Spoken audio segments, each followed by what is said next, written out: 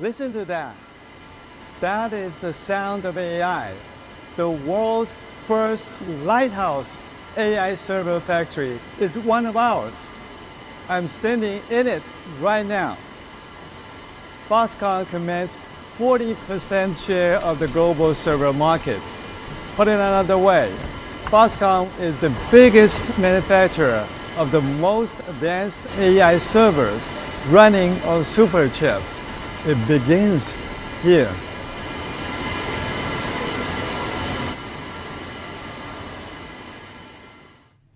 Oh, that's better. Welcome, everyone. Foxconn is celebrating 50 years this year. Thank you so much for joining us today. This鴻海Tech Day is a milestone. The past year has been all about artificial intelligence across industries and current events. AI is pervasive in what we do and how we see in what we talk about.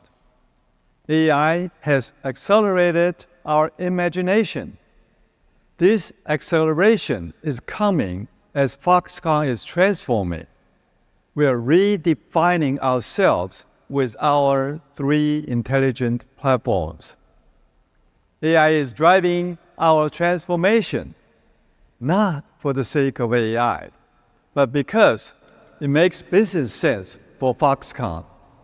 To kick off the first day of鴻海Tech Day, we have invited some good friends in clean technology, electromobility, and next-generation communications.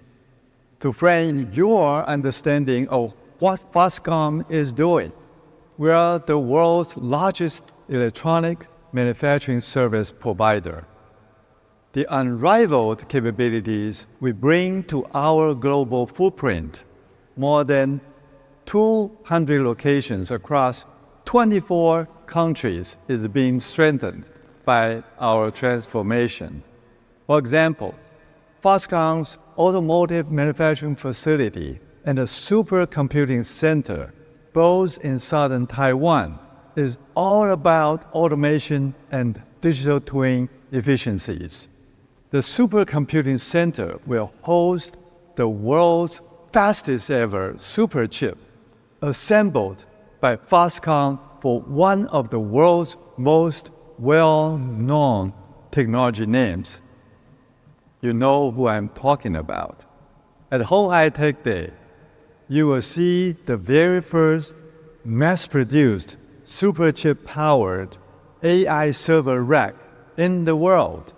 This is all about smart manufacturing. Smart city is about next-generation communications, intelligent urban governance. These need an ecosystem in space. Since we met at鴻海Tech Day last year, 2 of our LEO satellites have been circled this planet more than 4,900 times. This year, we'll tell you how compelling collaboration in space will lead to innovative connectivity on the ground. Since 2021, at least 1 new electric vehicle has been unveiled at each鴻海Tech Day. Smart EVs. We won't disappoint you this year.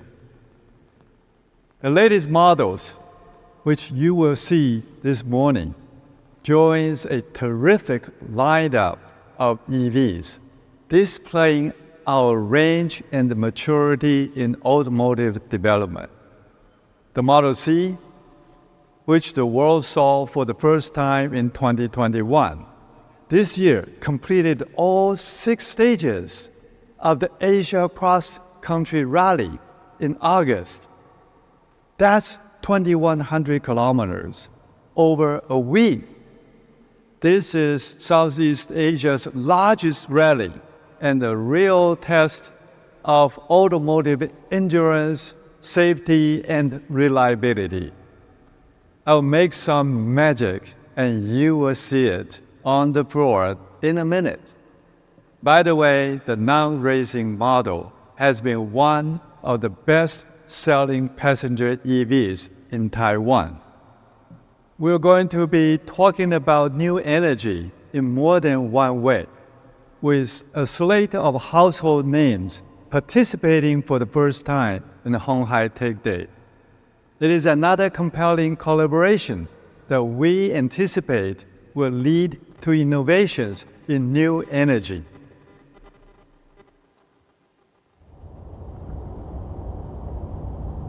Smart manufacturing, smart city, smart EV. The technology running through Foxconn's three major intelligent platforms is AI. We are applying AI to enhance what we do, and we are enabling AI with the products we make for our customers. Foxconn is accelerating your imagination. 接下来，我要带一位 VIP 来参加我们今年的鸿海科技日。Let's go!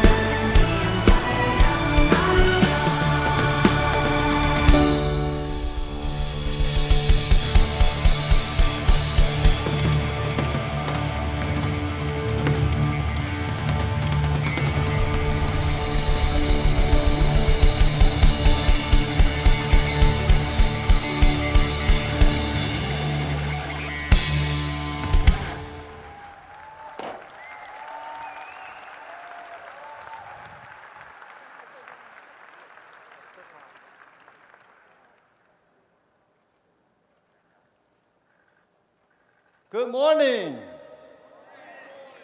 Wasn't that amazing? This is a very powerful EV. Behind the wheel is a driving legend in Taiwan. In Mandarin, we call him 车神, Mr. Chen Hehuang.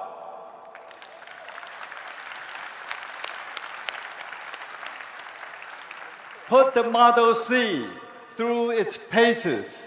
This is Model C. Okay. It was changed up for competitive off-roading.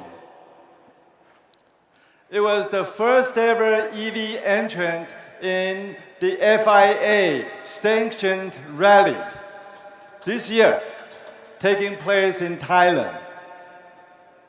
That's a Model C. We really had fun with that. Racing legend Mr. Chen will be talking more about his experience tomorrow during day 2 of鴻海Tech Day. So please check it out tomorrow. Well, I'm so delighted to welcome everyone to鴻海Tech Day 2024. You know, the first ever HHTD started in 2020. We held it in a high-tech shopping mall. There was less than 1,000 participants. Everyone had a face mask on. Fast forward 5 years. Look at us now. We have double the number of people here than we did last October. Over 2,000 registered to attend. This is a proper size exhibition hall for everything we are eager to show you. It is nearly double the space of last year. The number of exhibits and forums this year are another record for Honghai Tech Day. For the first time, we will open a day 2 to the general public. We want to share and inspire technology and Taiwan. This year, Foxconn is celebrating half a century. Today's achievements would not have happened without the solid foundation first laid out by this company's founder, Mr. Terry Gou. Now, what excites me the most is the amazing lineup of partners who will share the stage with our Foxconn colleagues in the next 2 days. BMW, BCG, Breakthrough Energy Ventures, GE Vernova, Intrinsic, NVIDIA, Our Next Energy, Pininfarina, Siemens, and Thales Alenia Space.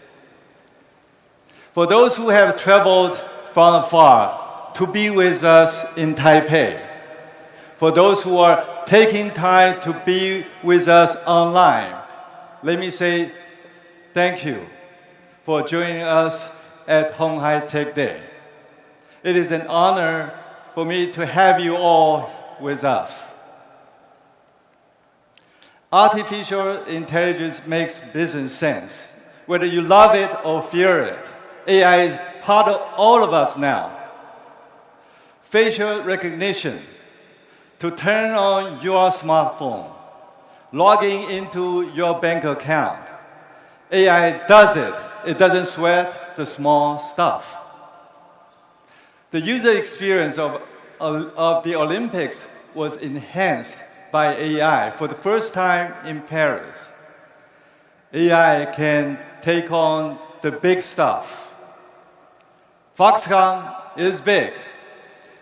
Our robust manufacturing excellence is being defined or redefined by AI. Emotional customers, dinner and noble among tech leaders, the anecdotes on AI demand are compelling. Let me tell you, our supply chain is ready.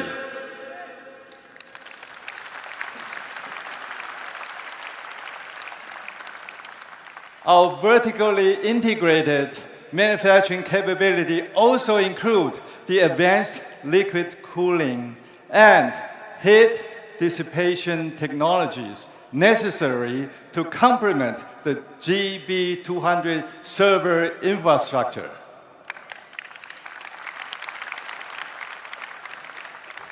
AI key components, AI key modules and boards, AI server and rack, high-performance switches, AI data center. Foxconn will be the first to ship these super chips.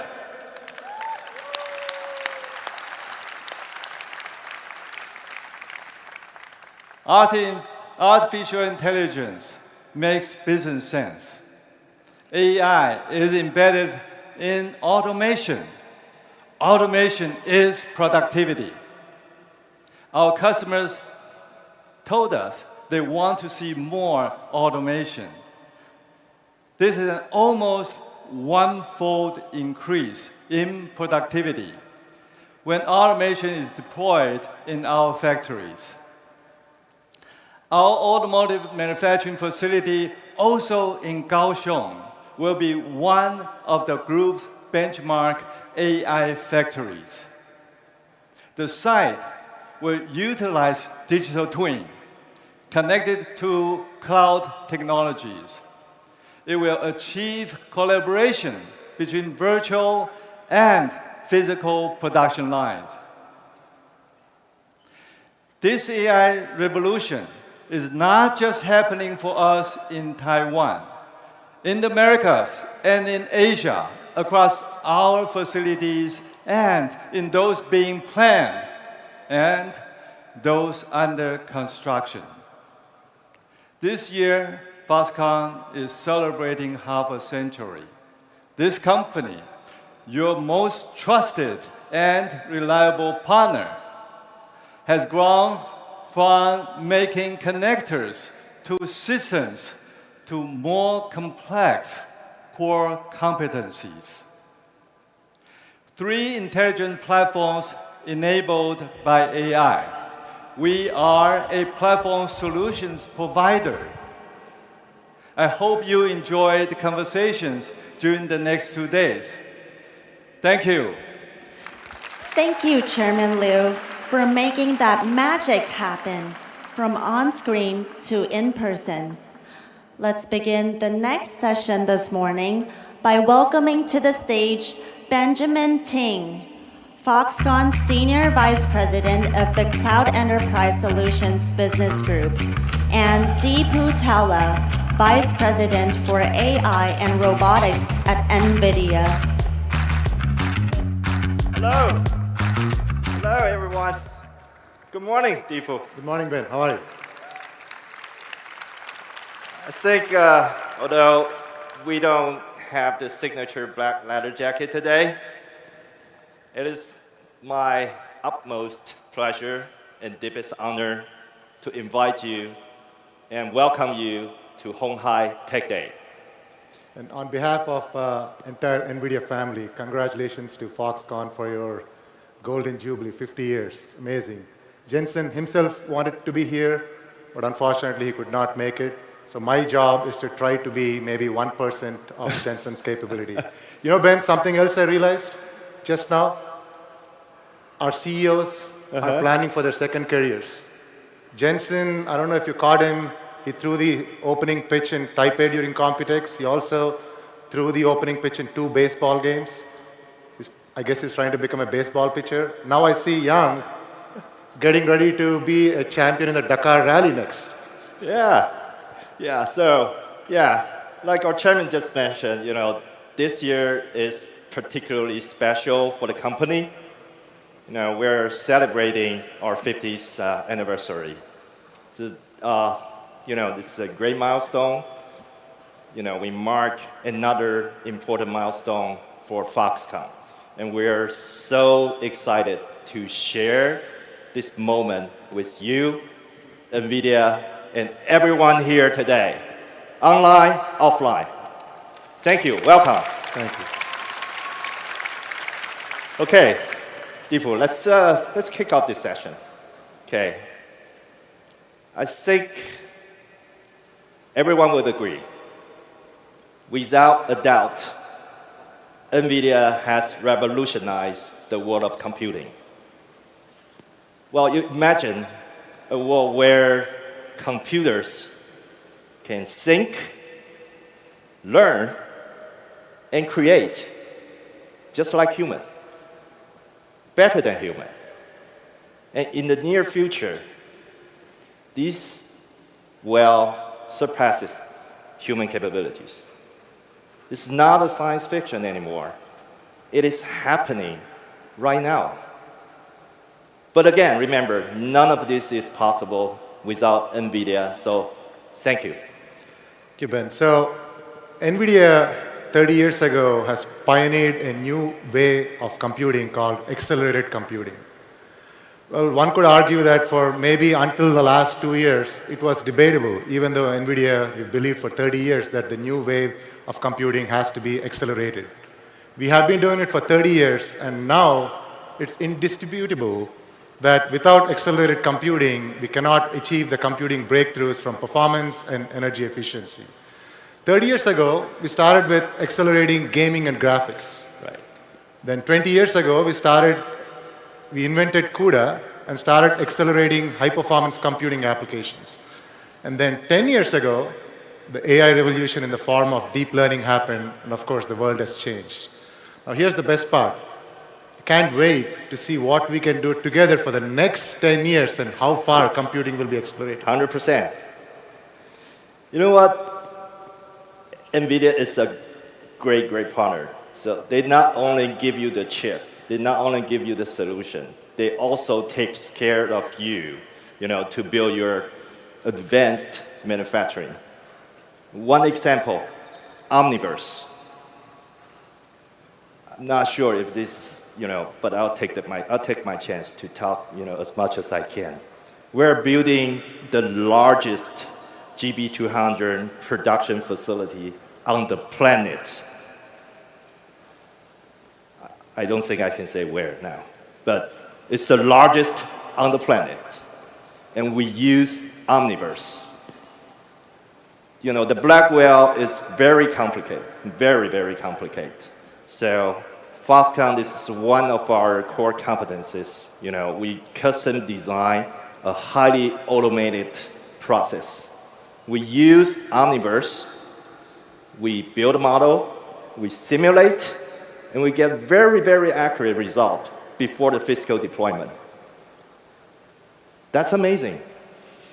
That's amazing. So this is really about AI creating AI. Yeah, so if you think about AI in the last 10 years and where we are today, much of it is in the digital world. However, the world is physical.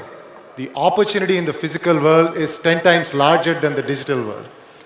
And the only way we can bring this AI technologies into the physical world is to build and train them in simulation. Mm-hmm. And the reason we want to train and train and test them in simulation first is, of course, simulation is much faster, it's safer, it's cheaper. So it is going to be about simulating it multiple times, and when we are sure that the answer is good, we test it in the physical world and then run the loop again with the digital pin. Yes, totally agree. That this is happening right now, and we love it. We love it. But since everyone is asking for Blackwell, so it's hard. It's very difficult not to say something about Blackwell. The demand is awfully huge, and the partnership between NVIDIA and Foxconn is very important. I think everyone would agree. Foxconn, Foxconn scale, global footprint, strong R&D, best-in-class supply chain and operations. Those are amazing. Those are well-known. But one thing, there's one more thing. On this journey with NVIDIA, there's we're finding passion. Really, passion. That passion makes us 100% devote ourselves. That passion makes us to move at the speed of light. Passion. That's right, Ben. In fact, I've been coming to Taiwan for more than 15 years. And the thing that I noticed this year at Computex was, in the past, the whole industry used to think that Taiwan is very good at hardware, but they're not focused on software. But what I saw this year, not only is Taiwan going to be great at software, but actually at solutions and systems, yes, and putting together everything. And in fact, I've had the pleasure of working with Foxconn, of course, many of your teams. Yeah. Amazing engineers. You mentioned speed of light, the thinking as to start working on building towards solutions, and not just about components. Right, right. And also, since you talked about, not just the hardware in Taiwan, actually within Foxconn, our chairman also mentioned that, remember that we just passed our 50 mark. So what's the next? What's the next? So we're in the process of transforming the company. And also, our chairman has made an announcement earlier this year at Computex that we want to build our own Blackwell supercomputing data center. And that's the horsepower, that's the foundation of the 3 smart platforms that our chairman just mentioned. Smart manufacturing, smart EV, smart city. Smart manufacturing, it has been and will be one of the Foxconn's core competencies. Smart EV, fast rising star. The smart city, it will benefit everyone. Underneath, that's the supercomputing power. So we have committed, when it is done, it is going to be the most powerful supercomputer in Taiwan. Yeah. Since we talked about the smart platforms, I would like to introduce my colleague, Foxconn Chief Digital Officer, Dr. Shi Zhe, on the stage.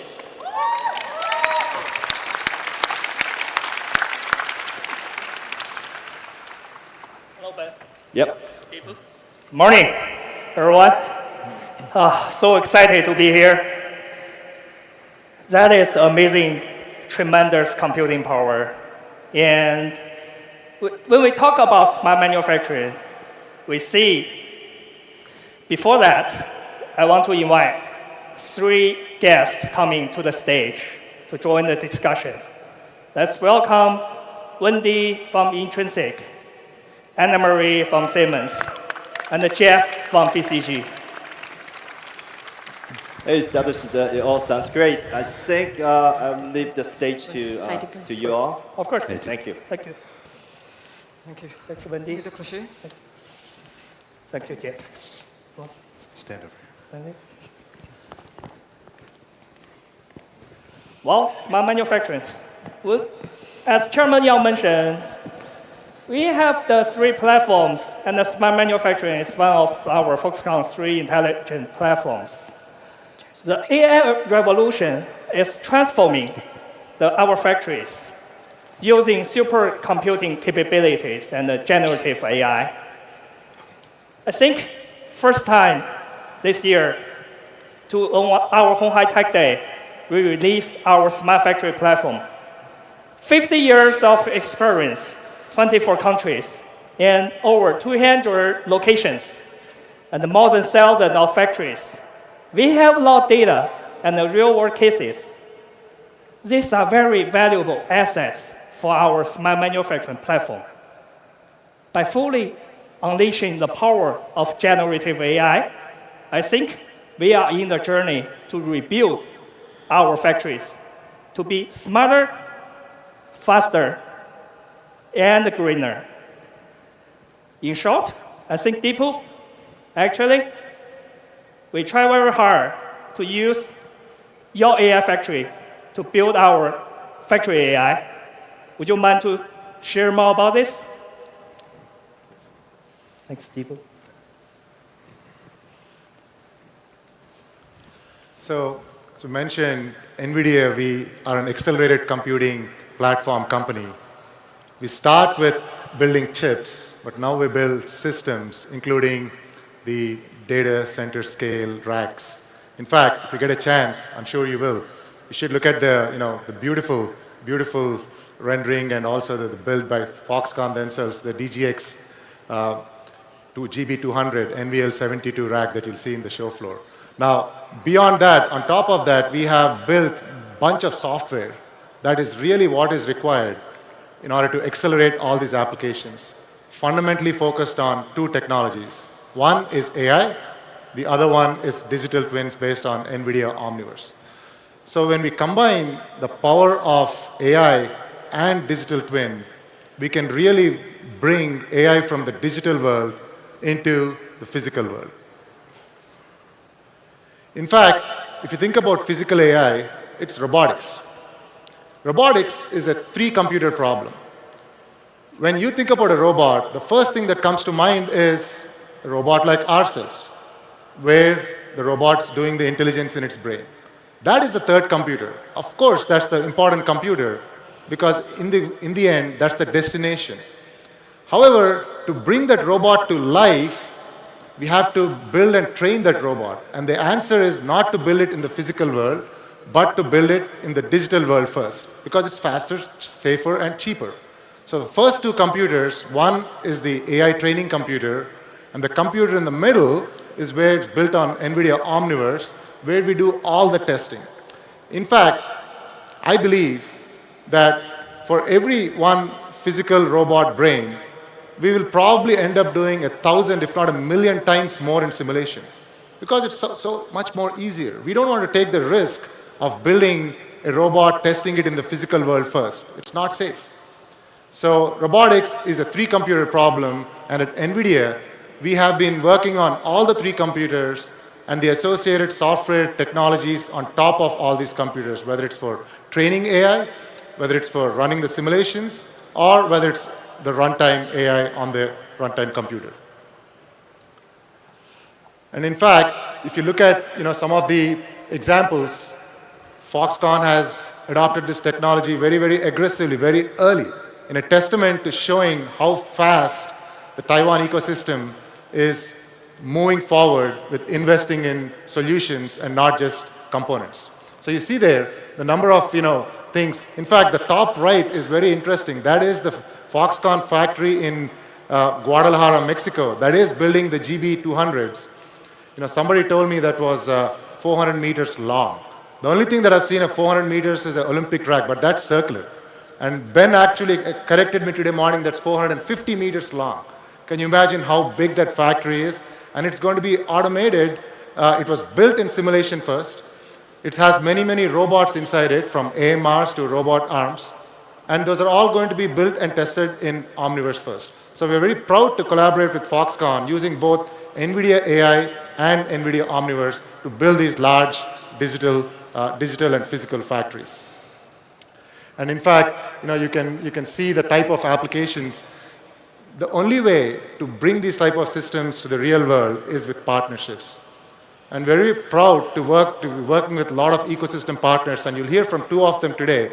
Intrinsic, leader, working inside Google, bringing the robotics environment, and then Siemens, of course, who's bigger in industrial automation than Siemens. So you'll hear from them next. So across all these 3 different technologies, we've been working with Foxconn. So right, with that, that's fantastic. Speaking of physical AI, Deepu mentioned, we are trying to build more AI models for our smart manufacturing. We think we are building a new world of manufacturing. Let's invite Wendy from Intrinsic to the stage to share us more about how she used the AI to transform the automation industry. Thanks, Wendy. Thank you.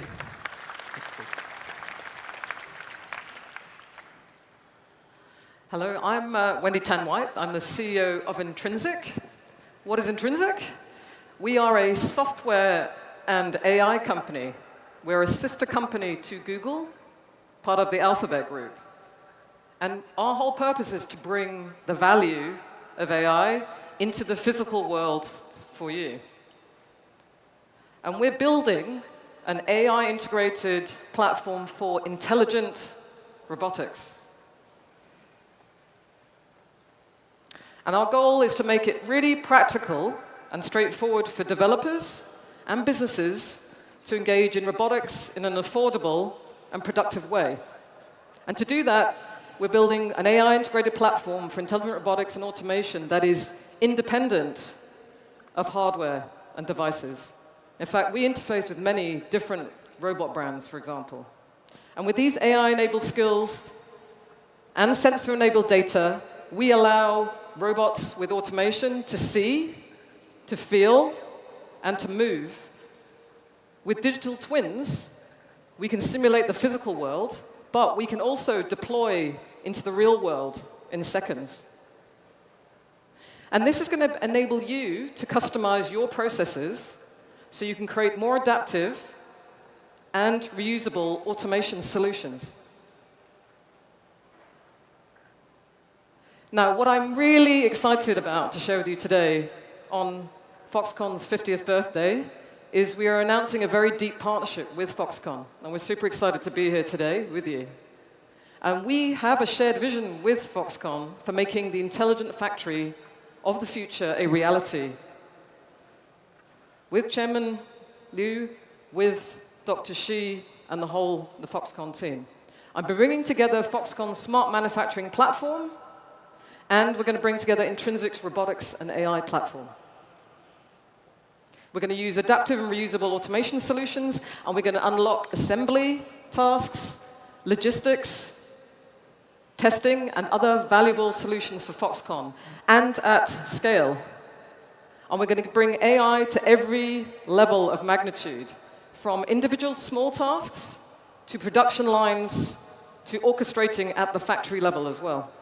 And together, we're going to solve old problems in a new, more sustainable and economical way. And we're going to bring in a new generation of manufacturing with AI at the core. And we're really excited to be here today with our existing partners, NVIDIA. Deepu from NVIDIA is here, Anne-Marie from Siemens, and Jeff from BCG.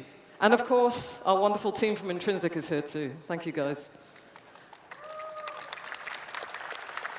Foxconn is bringing together the best in the ecosystem.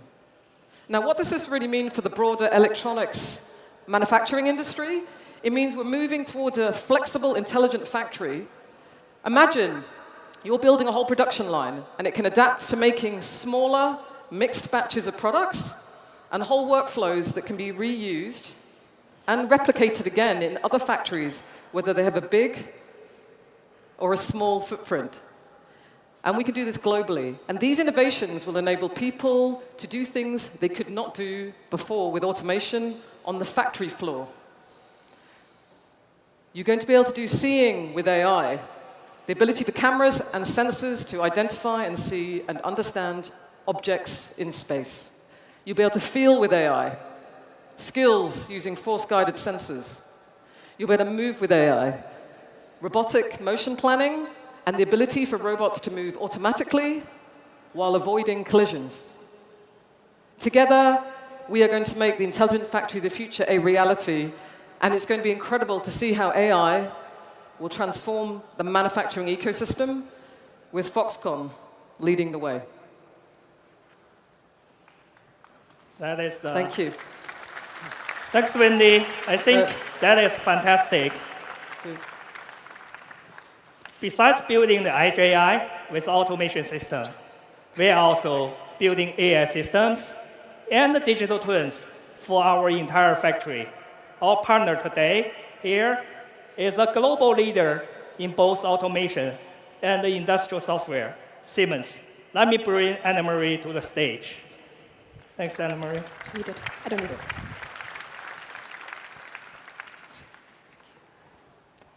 Thank you, Dr. Shi. It's an honor to be invited to鴻海Tech Day. At Siemens, we also believe in the potential of industrial AI. As the global leader of automation and industrial software, we are connecting the real and the virtual world with our digital twin technology, which is an integral part of the recently signed MOU between鴻海and Siemens. By using digital twins, we can create a virtual copy of a real factory. In this virtual factory, we can simulate changes to the production environment, processes, and equipment, rather than having to experiment with these complex processes in the real world. What makes our digital twin technology so powerful is that we feed it with real-time data generated by our automation hardware, thereby building a specific real-time replica of your production processes and creating an instant feedback loop. Powerful AI technologies are leveraged to enhance these simulations. So first, we optimize production in the virtual world before implementing the best model in the real world, saving you nerves, time, and money. But digital twins and software are only part of the story. At Siemens, we want to make manufacturing more adaptive, more autonomous, and more sustainable. We're the automation experts. We have profound knowledge of manufacturing processes. And we are actually pioneers of AI, especially when it comes to industrial applications. Already back in 1974, researchers at Siemens were experimenting with an early type of natural language, question and answer system. You could say, kind of like the grandmother of ChatGPT. We are at the cusp of a new age in industrial manufacturing. We can reach new levels of productivity, autonomy, and people centricity if we leverage the power of AI. The equation is simple. More speed, more flexibility equals greater efficiency. And efficiency simply translates to more money. To unleash this potential, 3 things will be necessary. Readily accessing the billions of data points that are on the shop floor, speedily aggregating them effectively across the entire enterprise, and evaluating them smartly through standardization. Imagine you can organize and analyze the data from your automation hardware on the edge or in the cloud using state-of-the-art AI technologies and feed the results back instantaneously to the shop floor to adapt your production processes in real time and at scale. If you do this right, the financial benefits can be tremendous. Let me make it more tangible. Together with鴻海, we planned, optimized, and built an entire production line using Siemens automation and software.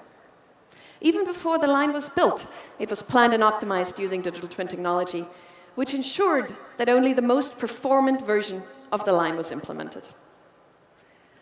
This helped to get approval from the customer faster and saved an entire week of reviewing time.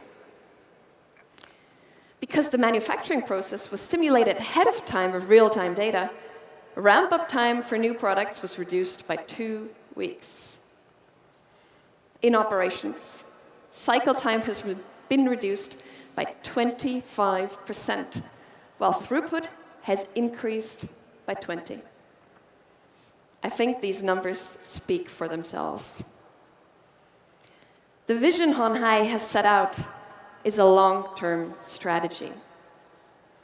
Having the right partners on board who share your vision will be crucial to its successful realization. We are proud to shape the future of intelligent manufacturing together with鴻海.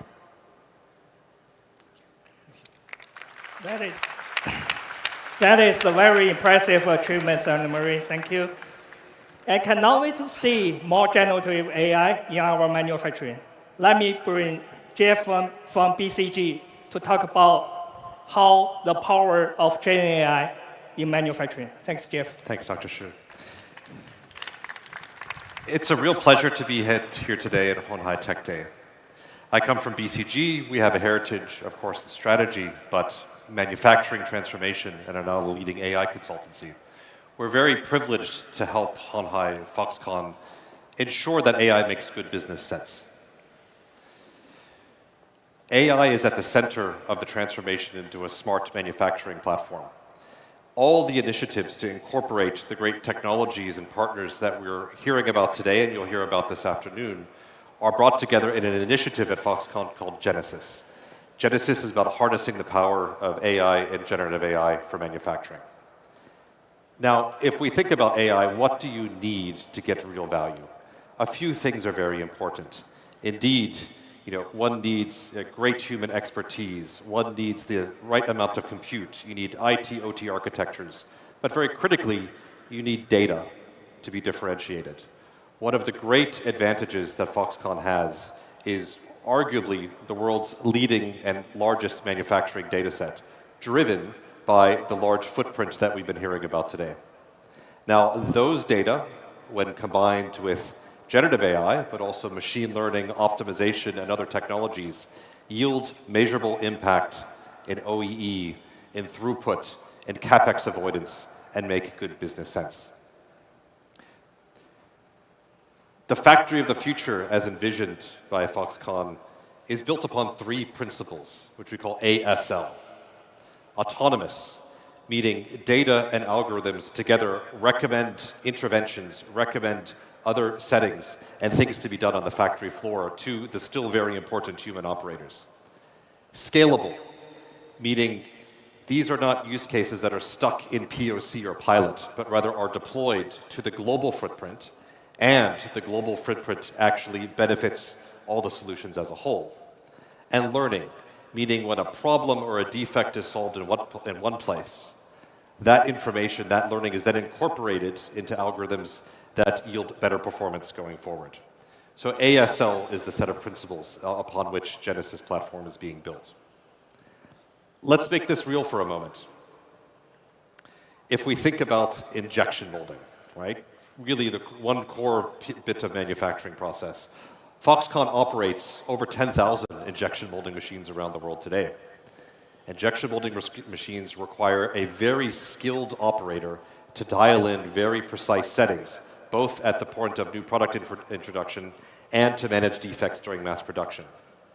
What is being deployed now is systems that leverage machine learning, expert systems, all with generative AI interfaces to support those technicians with the right recommendations such that they don't have to waste their time on the easy problems and can focus their precious time solving the most difficult problems.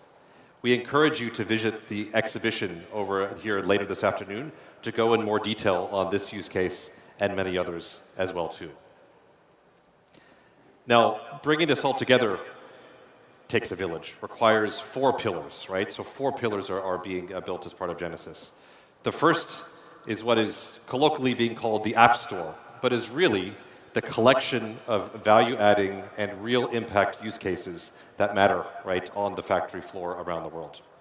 Second, and very importantly, is the IT/OT architecture.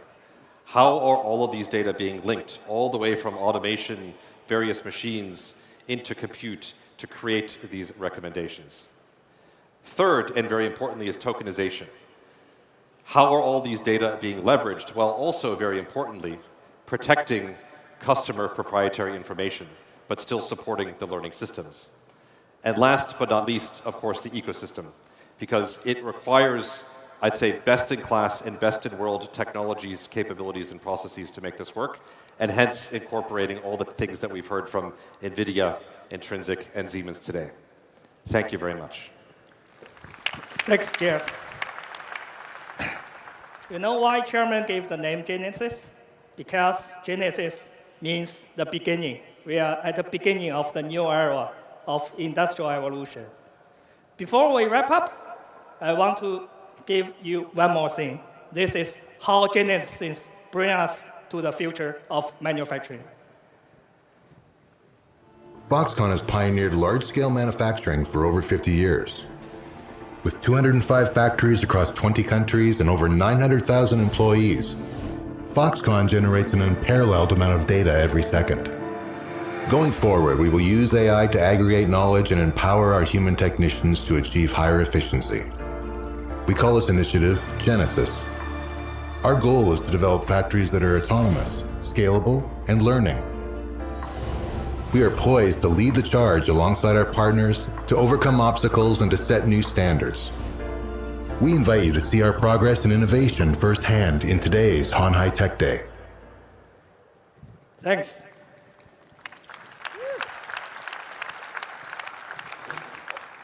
I really want to say thank you to all our friends, Deepu, Wendy, Anna Marie, and Jeff, for coming and share their visions for us. We expect to build the factory of the future with all you together. Thanks. Thank you, Dr. Shi, and 4 of our lovely guests. Let's now welcome Jesse Chow, Head of B5G Strategy at Foxconn, to the stage for a conversation relevant to Smart City.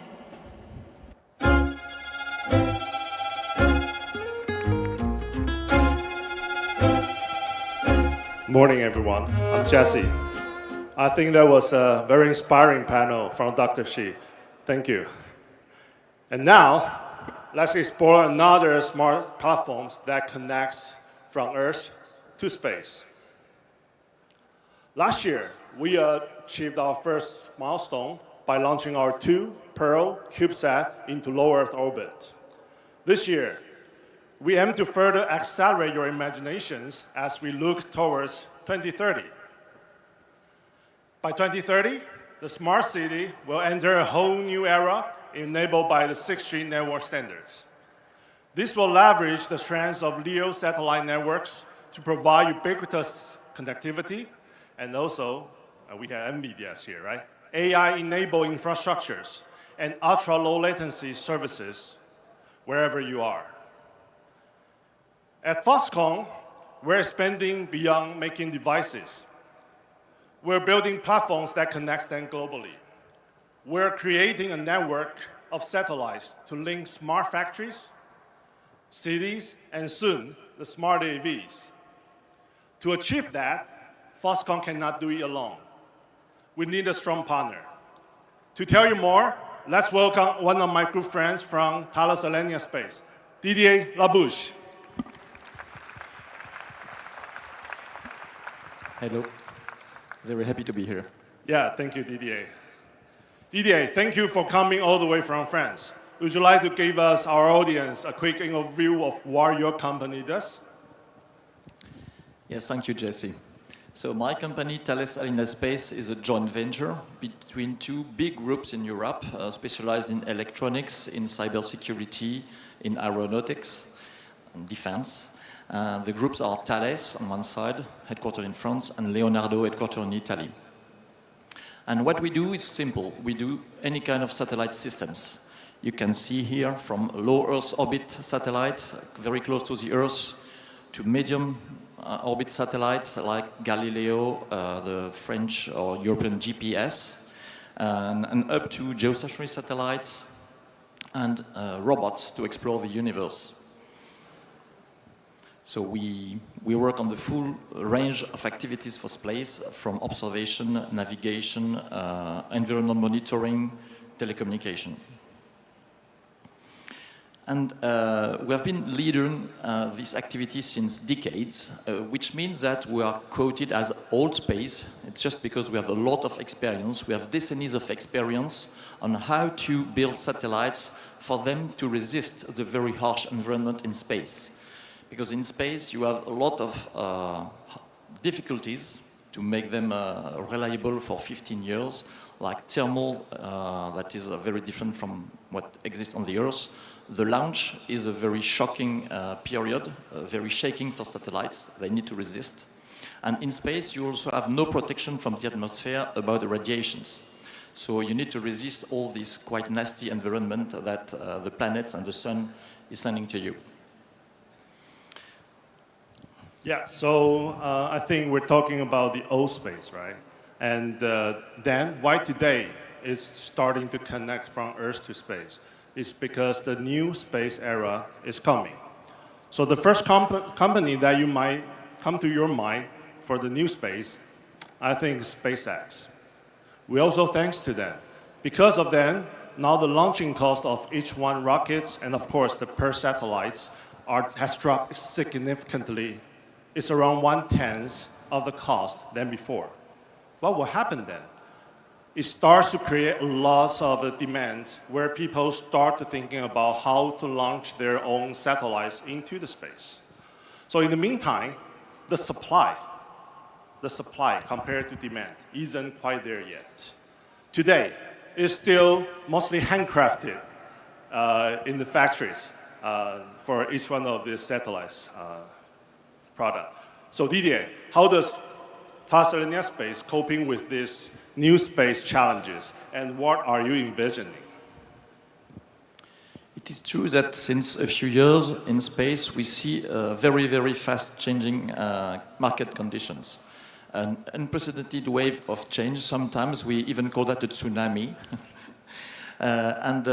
Because the service you can deliver from space are attracting newcomers and not small players, big players like Apple, like OneWeb, like Amazon, that are now interested by this quite funny environment of space because they just bring services and they can deliver nice services to the people.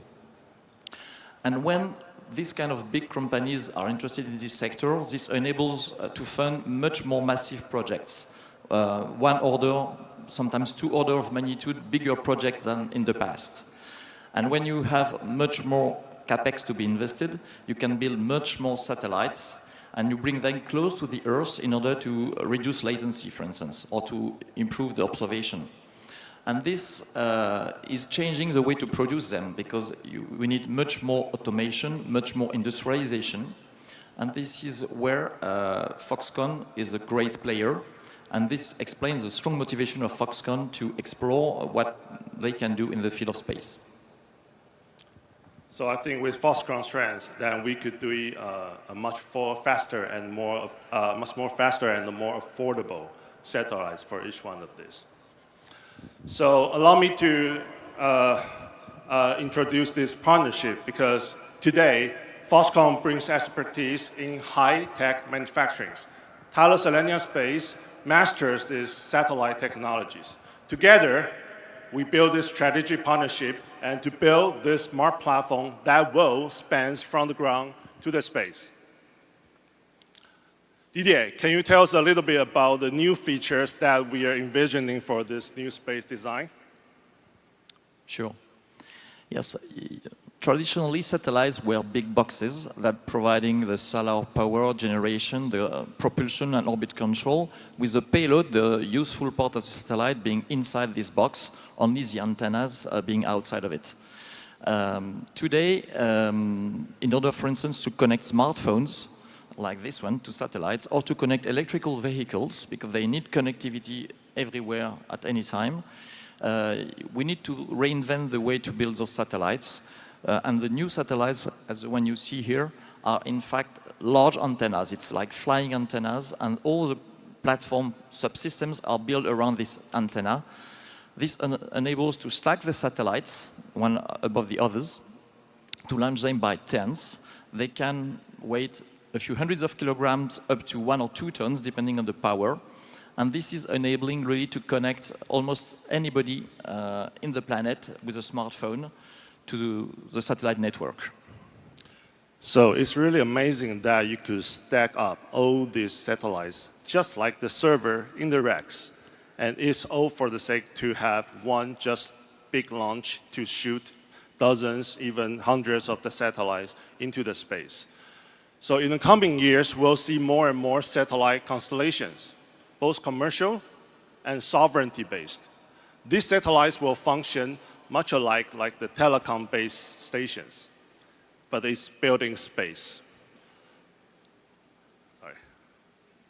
So the connections between these constellations will form the new space internet, using familiar global roaming mechanisms provided by each one of your telecoms.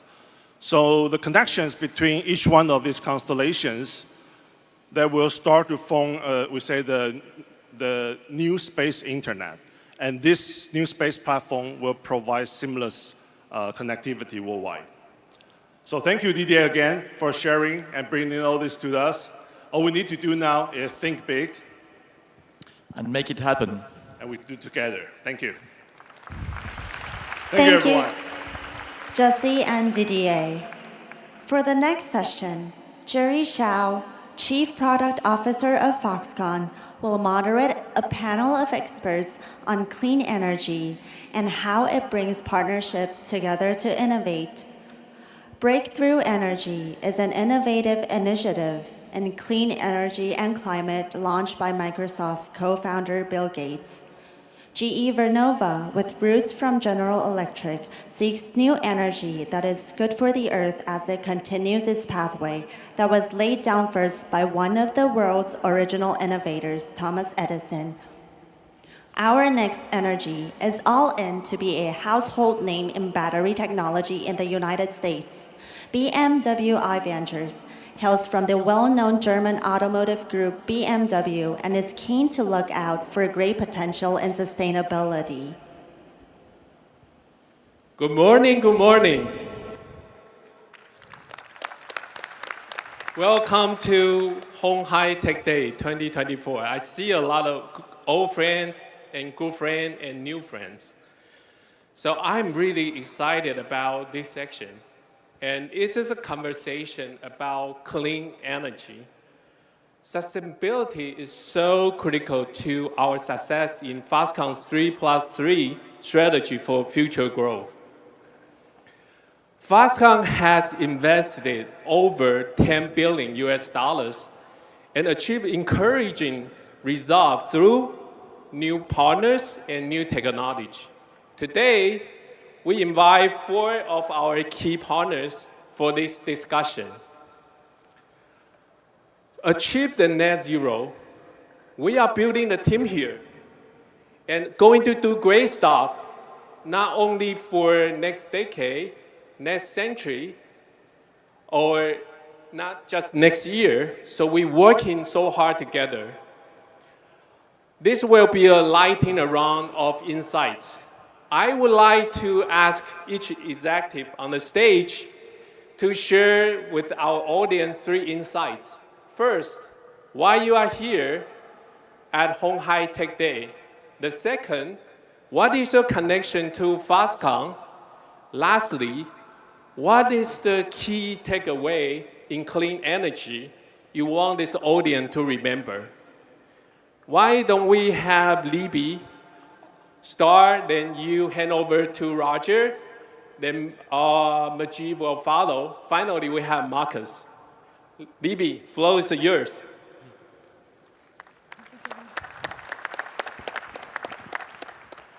Hi, I'm Libby Wayman. I'm a partner at Breakthrough Energy Ventures. It's such a pleasure to be here at鴻海Tech Day. Thank you, Chairman Liu, for inviting us to join you to share our insights and our perspective on the future of energy.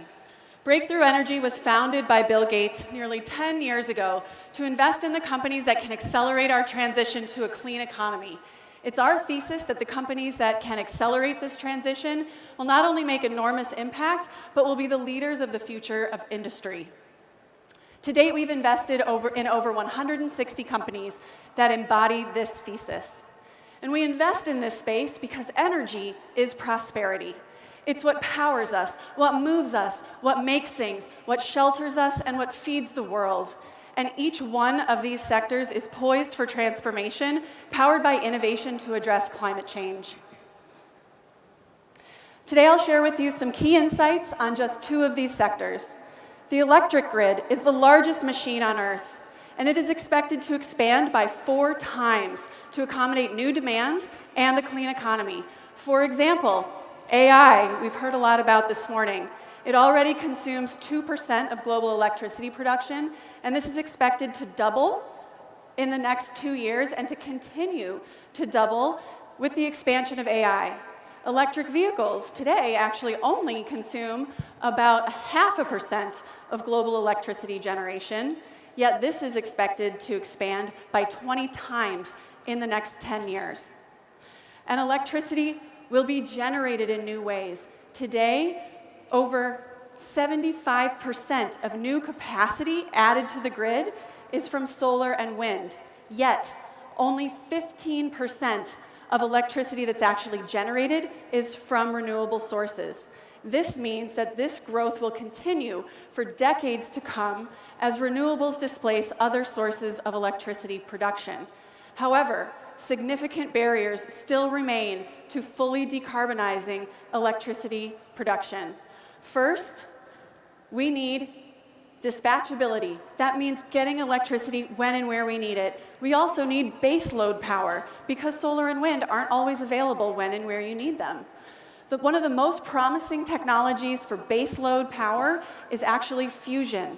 After decades of research, scientists have now demonstrated net positive electricity production from a fusion reaction. And on the left is a view of a fusion reactor that is now being scaled up to a commercially relevant scale outside of Boston, Massachusetts. Dispatchability, getting electricity when and where we need it, will be enabled by expanding transmission and deploying significant amounts of electricity storage. All of these sectors represent enormous opportunities to address climate change and also for economic growth.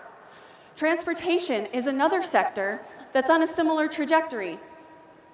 In 2023, 14 million electric vehicles were sold. This is a 35% increase over the previous year and a 600% increase over 5 years. Yet, Yet, there are significantly more internal combustion engine vehicles on the road. All of this growth has brought the global fleet of electric vehicles up to 40 million vehicles, and there are 1.5 billion internal combustion engine vehicles on the road today. That means this sector will grow for decades to come as internal combustion engine vehicles are replaced by EVs. Yet this growth has barriers as well: cost, range, materials availability, and battery safety. The companies that develop and scale battery technologies to address these barriers will not only make impact in climate change here, but will also be poised to lead in this enormous growth market. The road ahead will not always be smooth.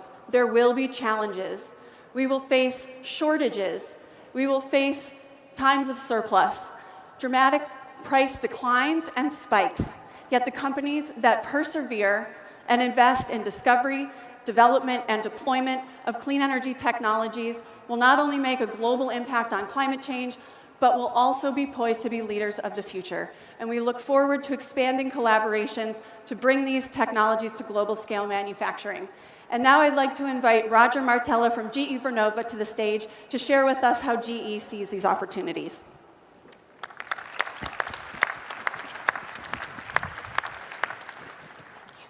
Libby, thank you. And Mr. Chairman, Jerry, thank you for the honor of including GE Vernova in Hanhai Tech Day. It's a privilege to be here.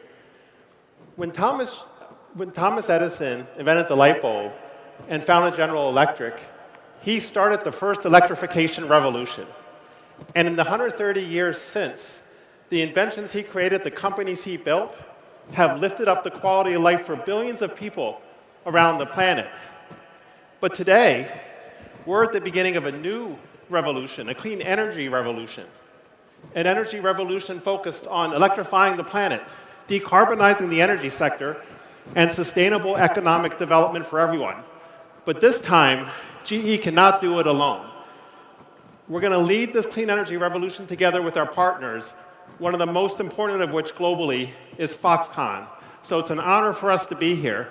And with that, I would love to introduce our CEO, Scott Strazik, to share what GE Vernova is doing and how we're collaborating with Foxconn. So if we could please share Scott's video.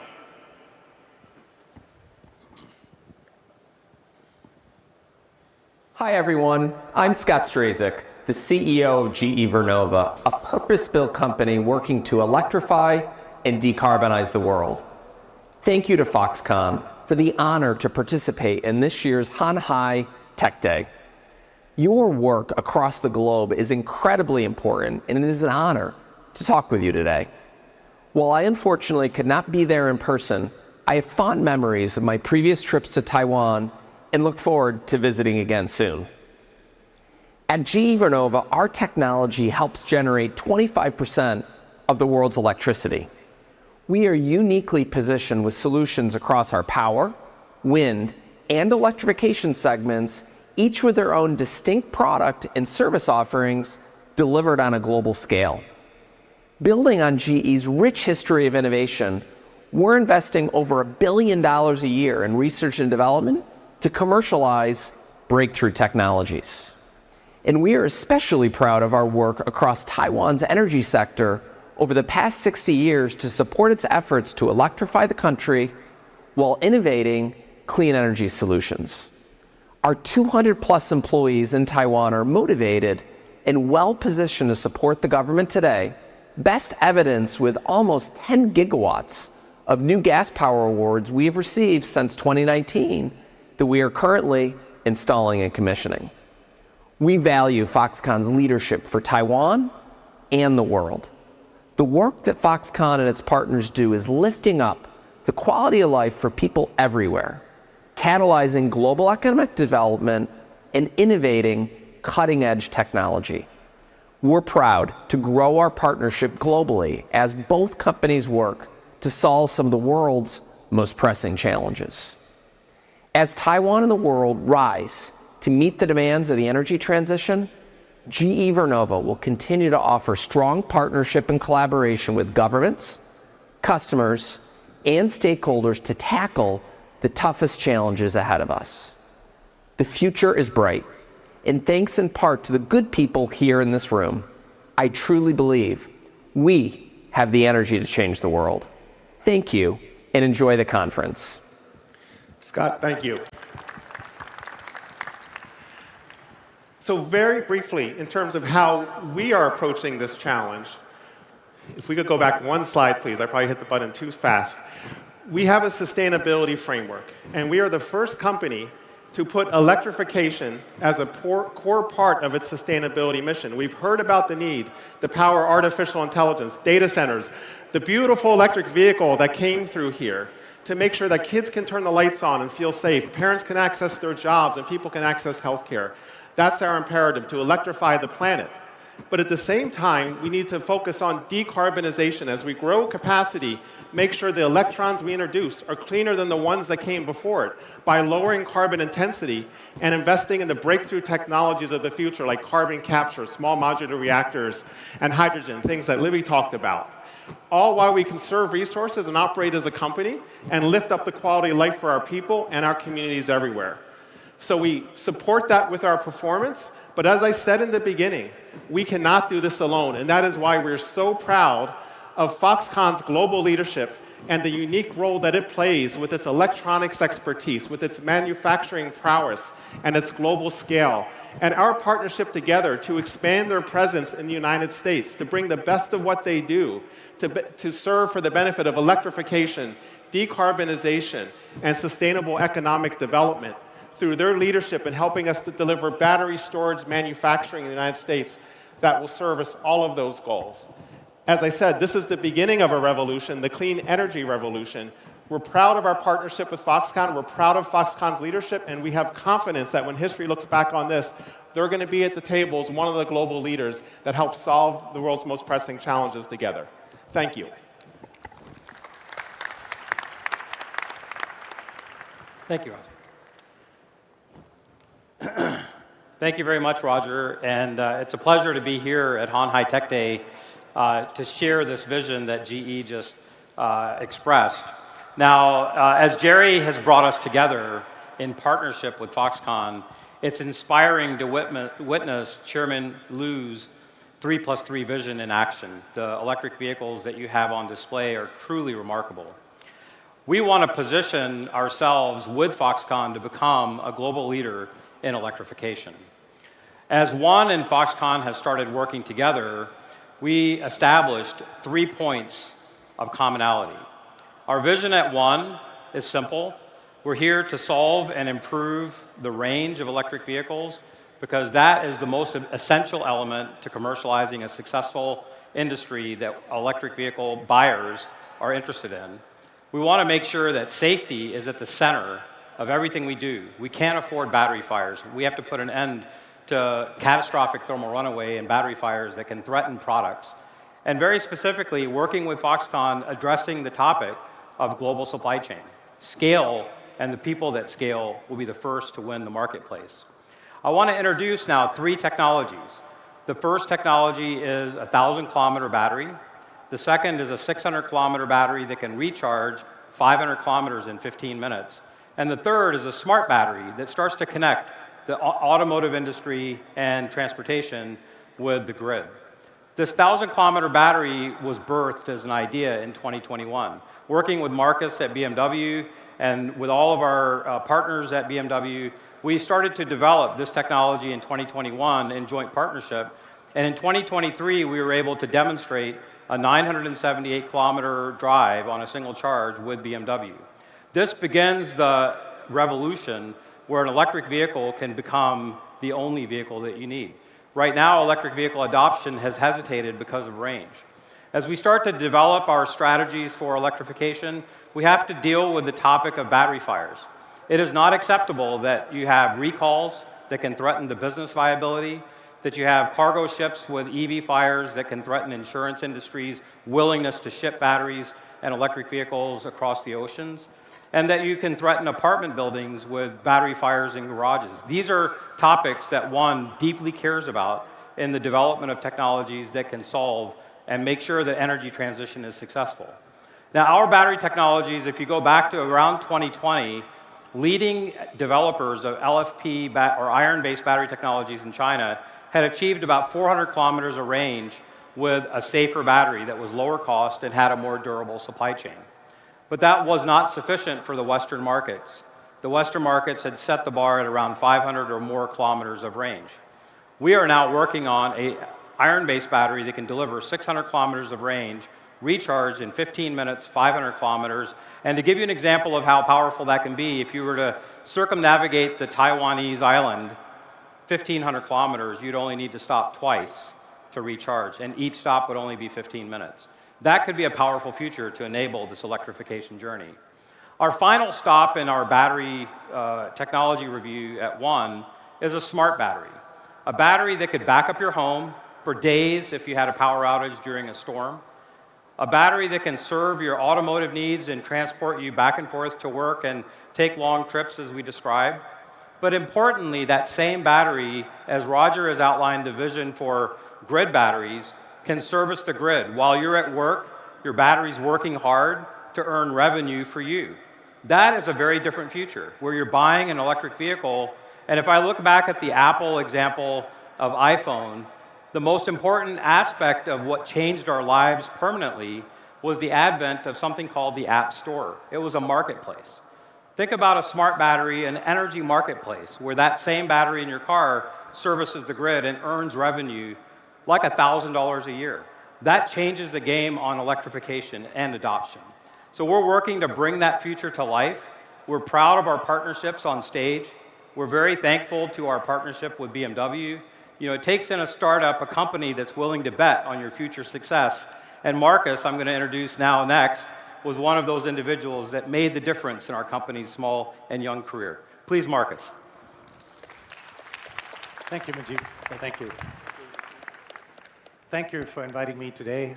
It's an honor to speak here, and I think following Majid says it all. So I'm representing BMW Ventures, the corporate venture arm of BMW, and we are here to invest in new technologies, help decarbonize the planet, and bring BMW forward when it comes to new technology.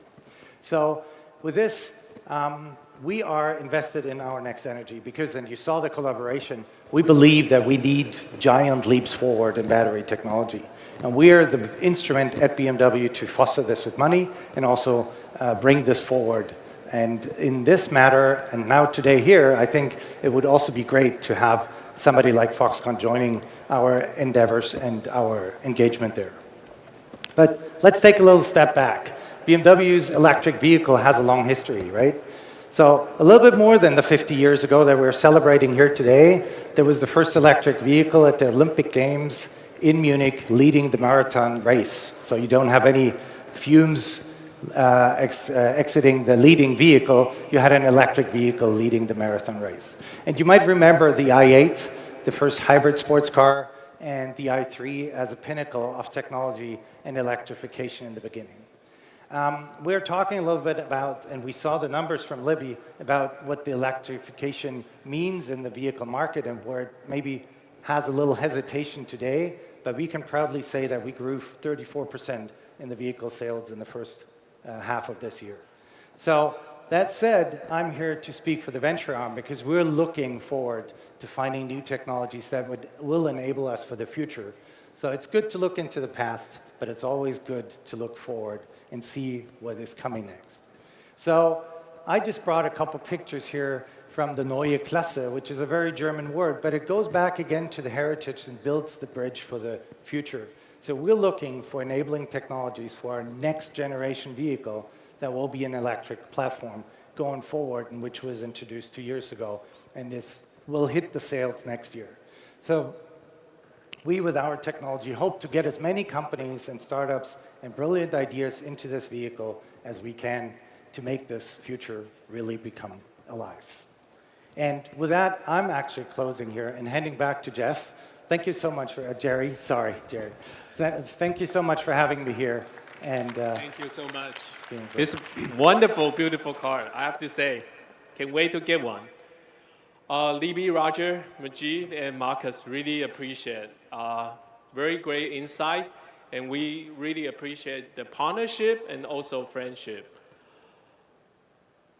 Today, we are standing at the pivotal moment where clean energy is not just a choice, but it's a cornerstone, the cornerstone of our prosperity and innovation.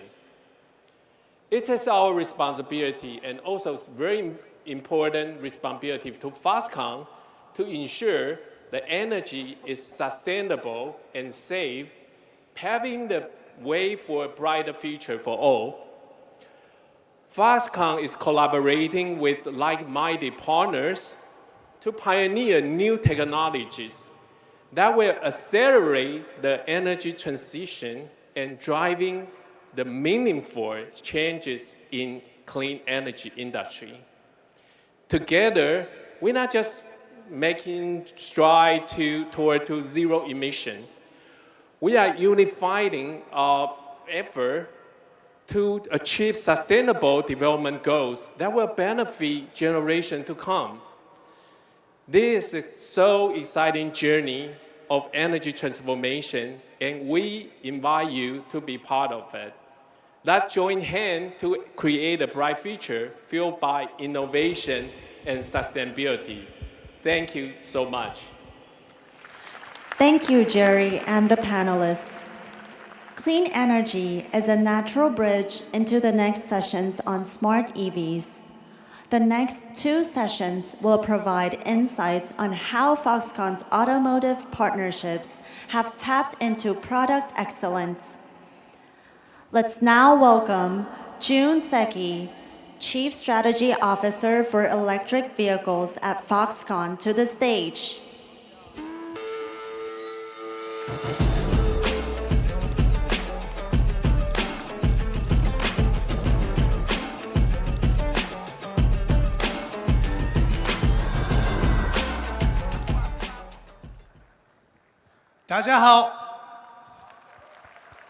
Guten Morgen, bonjour, and ohayo gozaimasu. So let me revisit Foxconn EV strategy a little bit. Our core business is, of course, assembly, contracted manufacturing, same as like smartphones, laptop, game machines. But thinking about EV business, we needed a little punchy spice. That is D, CDMS, D for design. Why we need a design service together with assembly service? Because when we look at the EV market, we are seeing many non-auto EV players. Of course, they don't have EVs. And also, even traditional OEMs, sometimes they need lineups from us to make time to market shorter, investment market smaller. So that's why we have a CDMS together with CMS. Then after my sessions, 3 new car comings, and then those are extending our business for more flexibility to customers. And also, we do this design service for component side. From left-hand side, you see components, module, and platforms, and also even after sales. After sales is mainly like a charger, energy storage. We do provide a manufacturing service together with design service for this. But we don't have to do these components, everything by ourselves. Organic is very important, but efficiently having a partner is even more efficient. So, you know this right-hand side guy is very famous, our chairman. Left-hand side guy, Dr. Crane Holger, CEO of ZF, was on this stage with me last year鴻海Tech Days. And he said, we make a joint venture together with Foxconn in 24. Actually, we did. As you see, May 1st, we newly established ZF, Foxconn, chassis, modules. We need a new name. Too long. Let me shorten the ZF Foxconn. So now, I want to invite our new families.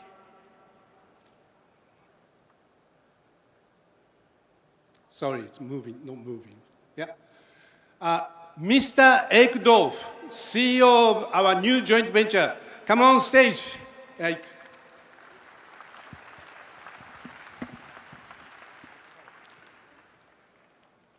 you. Thank you. Thank you. So, Ek, this is your first time for our Honghai Tech Days. Yeah? Yes. How do you feel? It's amazing. It's really a great show, great honor to be here, and learning a lot, very inspiring sessions up to now. Yeah, so many people. Yes. Probably we must worry about food court after this session. Okay, so Ek, first, can you provide the outline of our joint venture? Okay, our company, essentially everybody knows what Foxconn does for the mobile phones, right? So what we do for the automotive industry is exactly the same. We provide axle and chassis systems for the automotive players of the world, the premium manufacturers. You see the brands located here. We have about 3,500 people worldwide in 27 locations over 13 countries. And we really pride ourselves in the transformation of the electrification industry because it's a massively growing market as well. Okay,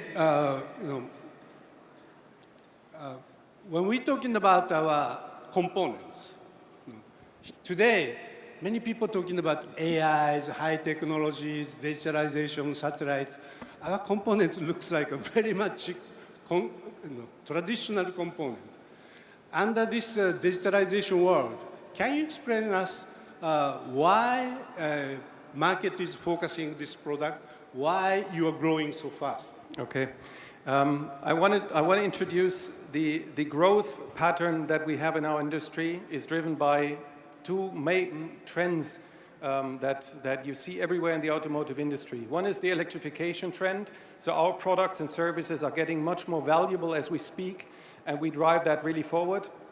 And the second driver is the outsourcing trend itself. So where the OE manufacturers are focusing on their differentiation, on their powertrains, on their differentiation between the different players in the market and give more content to other players. And so that is what is really driving the growth of the market.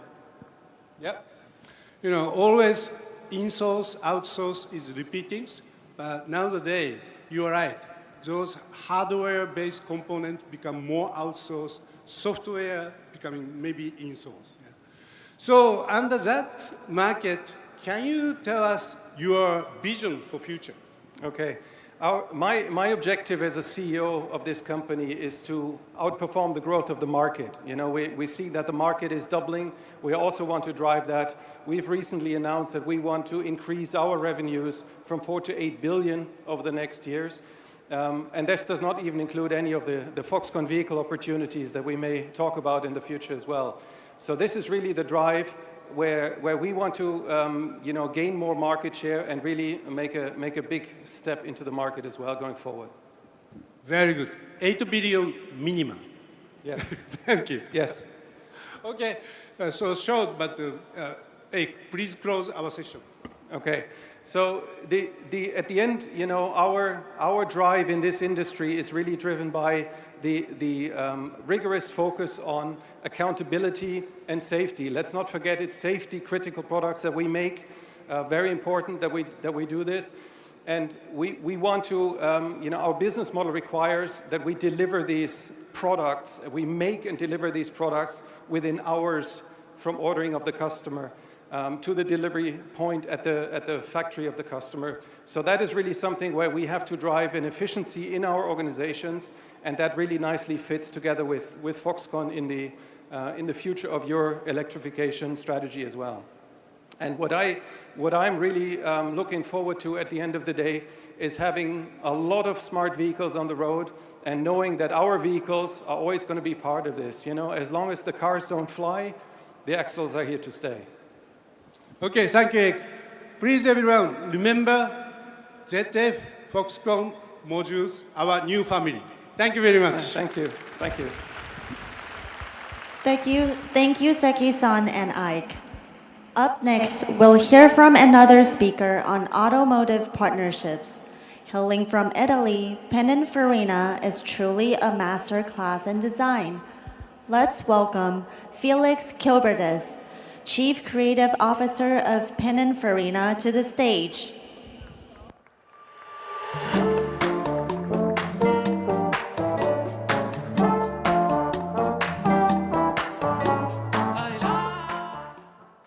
Good morning. Good morning, everybody. I'm excited to be here with you today at this incredible event. My name is Felix Kilbertus, and I have the privilege to serve as the Chief Creative Officer at Pininfarina. But for the next 10 minutes, I also have the unenviable task to summarize the radical transformation of automotive design tools over the past 100 years, evolving from hand-drawn sketches to physical models to highly sophisticated digital tools and virtual simulations. But let's start at the beginning. Let me introduce to you Battista Pininfarina, here as a young man on board a boat to America, where he will meet Henry Ford and famously refuse his job offer to return to Italy and set up his own company in 1930. The coachmaker and design house, which will celebrate its 95th year next year. Now, what would Pininfarina have seen on his first trip to America? Probably something like these city scenes of Times Square in New York. We see a bustling city full of movement, color, and light. Quite a modern city, actually, and already illuminated at night. I think the author William Gibson said it best. The future is already here, it's just not evenly distributed. So let's see if we can find the seeds of the future already in the past.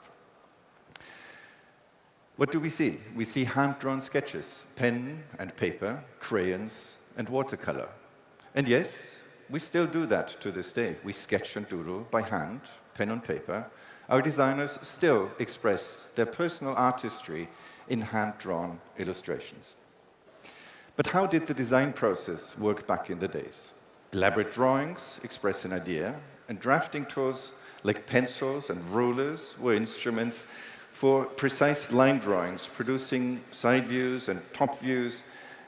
In fact, the base for skilled craftsmen to build models in clay, plaster, and other materials. And as you can imagine, design changes were slow and labor-intensive. Some of the most beautiful cars were designed with our hands, like the Cisitalia, now part of the permanent collection at the MoMA in New York. This was the era of sensual shapes, deeply rooted in craft, still analog and built by hand, made in factories without robots. In fact, only science fiction writers like Isaac Asimov could imagine robots and space travel, or intelligent machines traveling in space. The 3 laws of robotics were actually an influential byproduct of his short stories. But imagining the future is also designing with your mind. Moving into the 1960s, designers were capturing the potential of revolutionary materials for new shapes, like fiberglass, synthetic foams, plastics to replace wood and sheet metal, and to use color where chrome was needed before. And new drawing techniques, markers, colorful paper gave rise to a new level of artistic expressivity. However, the process behind remained largely the same: a drawing, an elaborate model, and sections to build a full-size prototype by hand.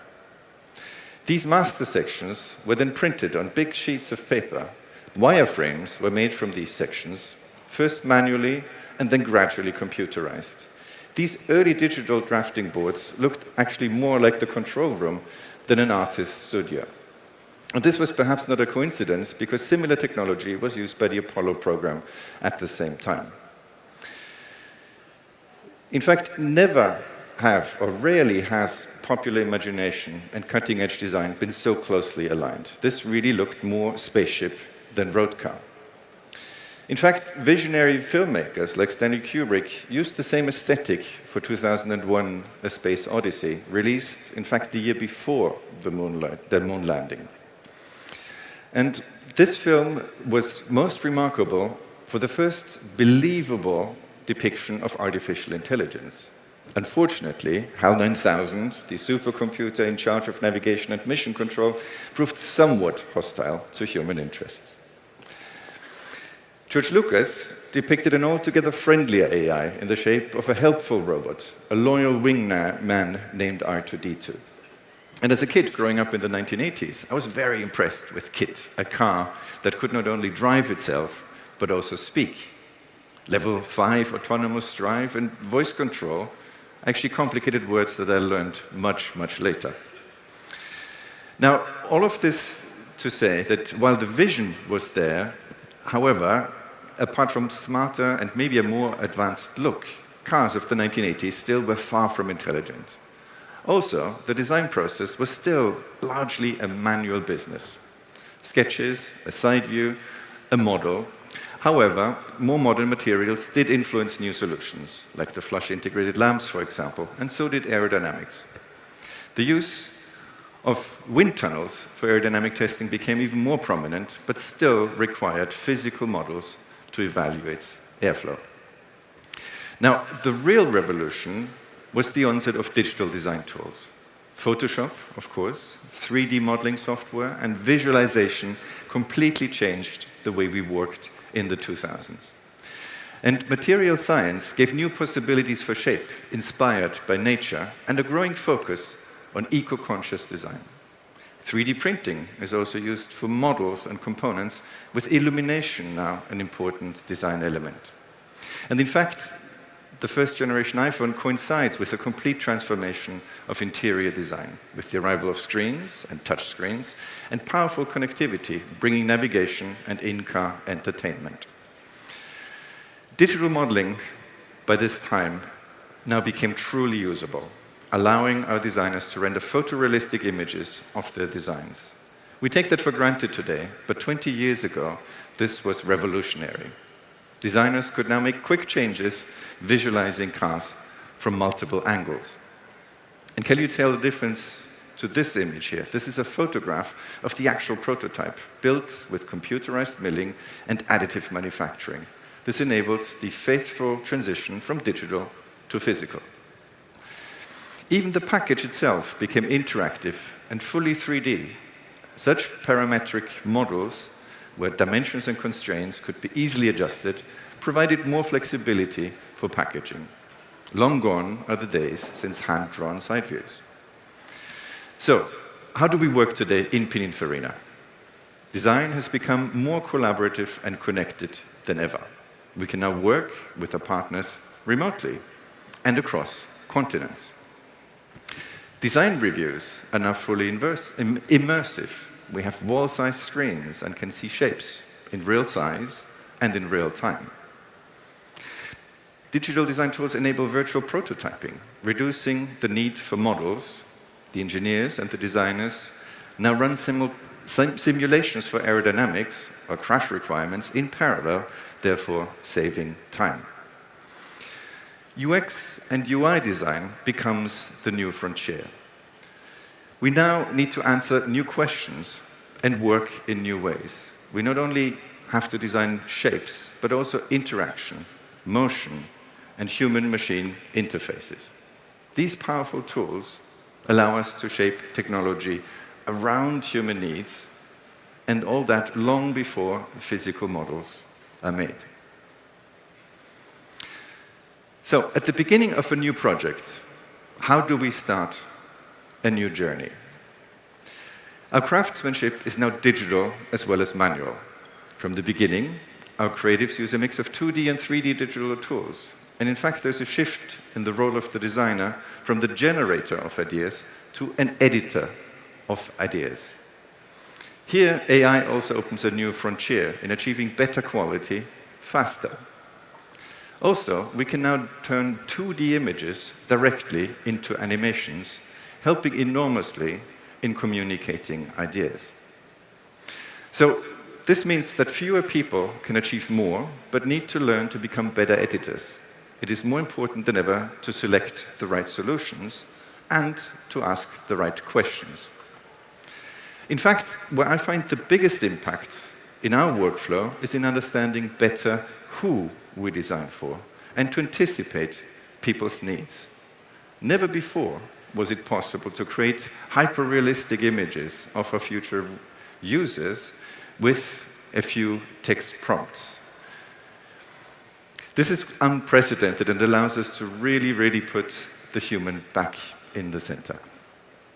Now, as we've seen over the last few minutes, many visions from science fiction and art have become today's reality. We have more and better tools than ever, and we use all of them, our hands and our minds. And we're looking forward to more advanced materials and are excited about the promise and challenge of AI and robotics for mobility. And as we keep our minds open and pay attention to a new generation of artists and visionaries for seeds of the future, we will remember to always put the human needs at the center of everything we design. Because at Pininfarina, we believe that design is a method and a mindset. In fact, it is the instrument to humanize innovation. Thank you very much. Thank you, Felix. The next 3 speakers will now lead us through some exciting new developments in electric vehicles. Let us first welcome Andy Lee, CEO of Foxconn, to the stage.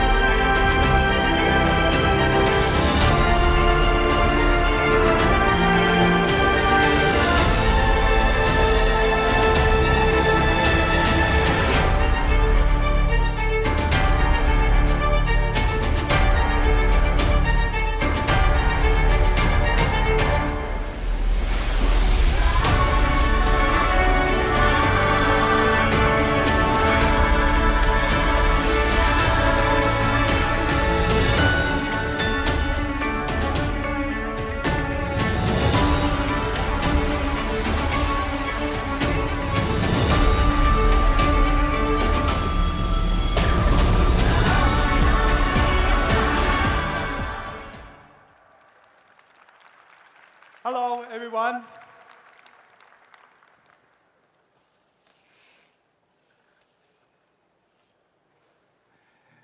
You must be wondering what this vehicle is all about.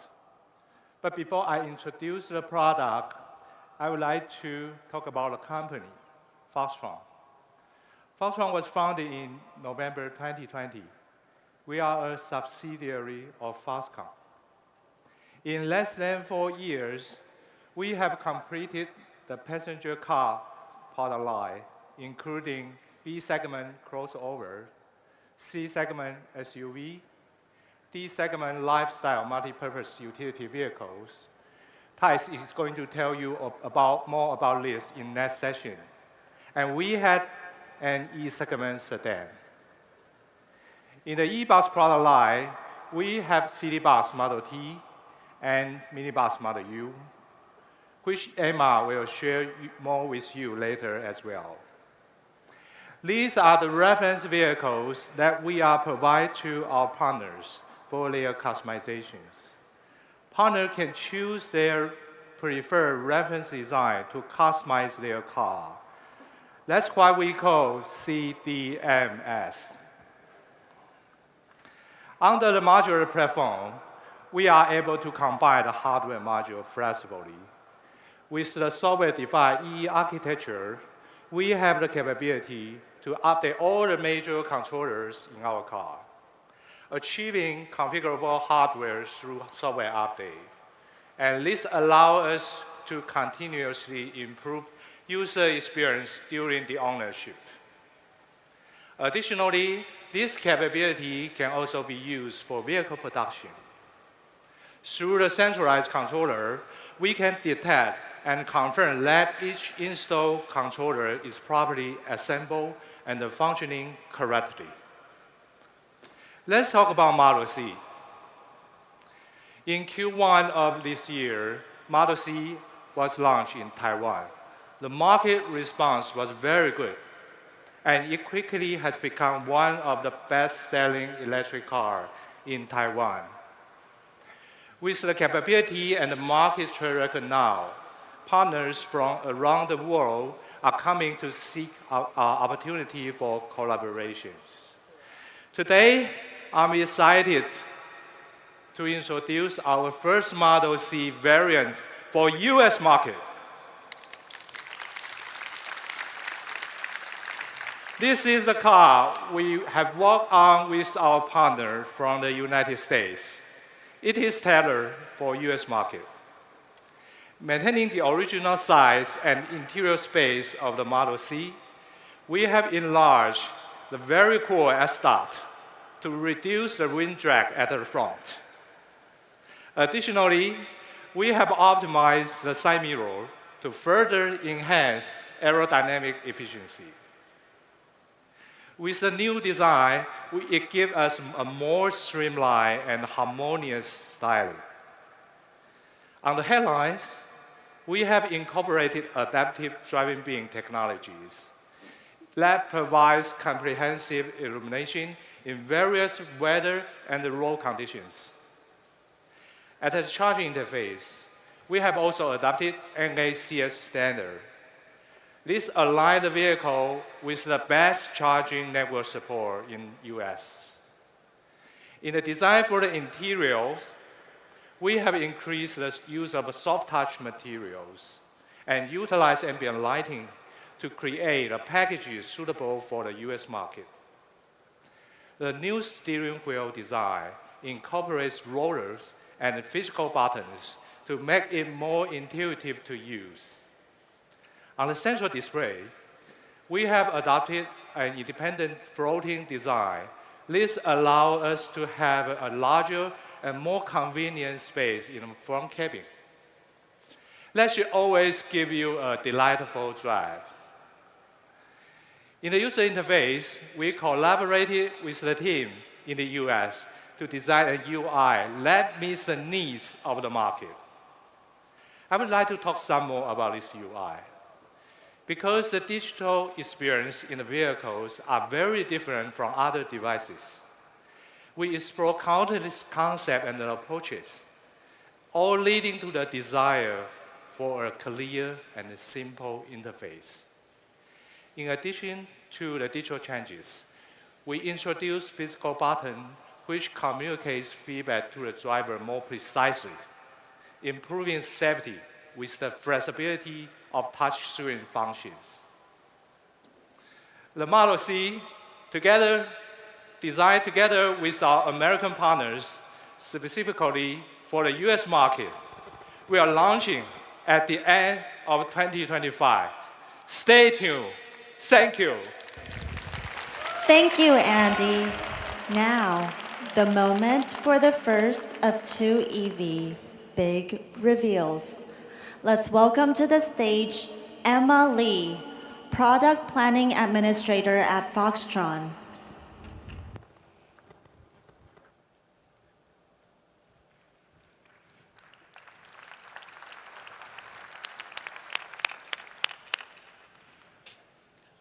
Remember this moment. You are at the premiere of a new EV by the Foxconn family. Before I tell you about it, I need to take you back to show you how we got here. It was 3 years ago at鴻海Tech Day 2021 when the Model T made its own world debut.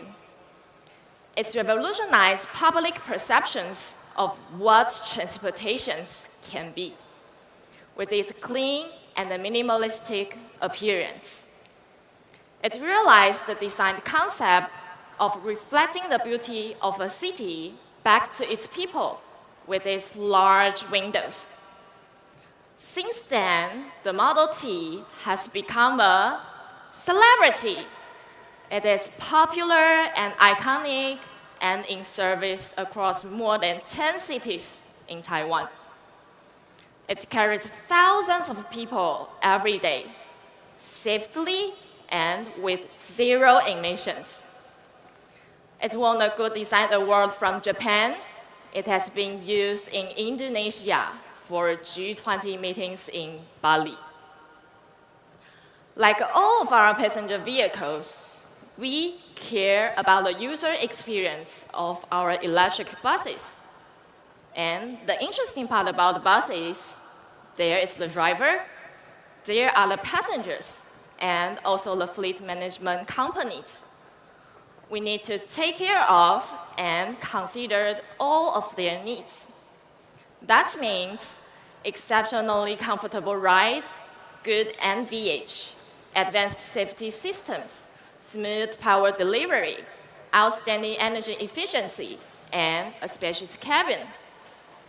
The expectations are high for a fantastic bus. We achieved that with our Model T. But how about those narrow urban alleys, remote areas, and country roads? Smaller, more agile demands are requested. If you thought the Model T was amazing, let me introduce you to its cool cousin. Please meet the latest member of the Foxconn e-bus family, the Model U.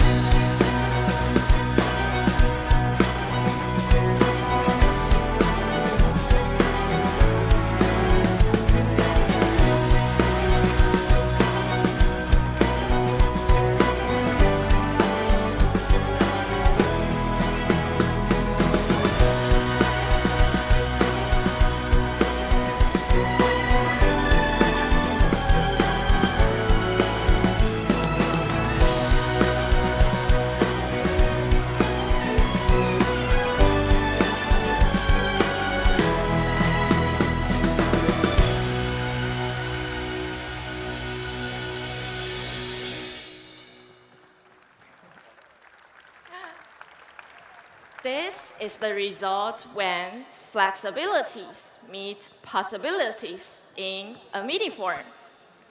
The concept of the Model U is to provide a configurable mobile space. Its dimensions are 6,990 millimeters in length, 2,080 millimeters in width, and 2,650 millimeters in height. It has a wheelbase of 3,995 millimeters. The cabin is spacious and the floor is almost completely flat. That can be customized with different seating configurations and cabin functionalities. This offers an endless amount of possibilities to meet various needs. The control systems is taken straight from our passenger car projects, our centralized EE architecture, enhancing the operational efficiency of our EV business and improve the overall performance and bandwidth of our products. This integration allowed us seamlessly adopt the features such as keyless entry, camera monitor systems, and ADAS systems to the Model U. It provides the driver with greater visibility, safety, and comfort for a pleasant driving experience. The daily average range requirements of a minibus as a public transportation is approximately 200 kilometers in Taiwan. Most electric minibus offers a range of 120 to 160 kilometers. That is not enough for the market and not enough for the operating companies to manage and run their business well with efficiencies. This is the challenge that the e-bus team at Foxconn is trying to address with the Model U. In order to achieve an outstanding energy consumption while maintaining the load capacity and safety requirements, we gave it a new aluminum frame and optimized the chassis structures that reduce the weight about 626 kilograms. You know, it was to a fat polar bear. Oh, but don't worry, no bear were harmed.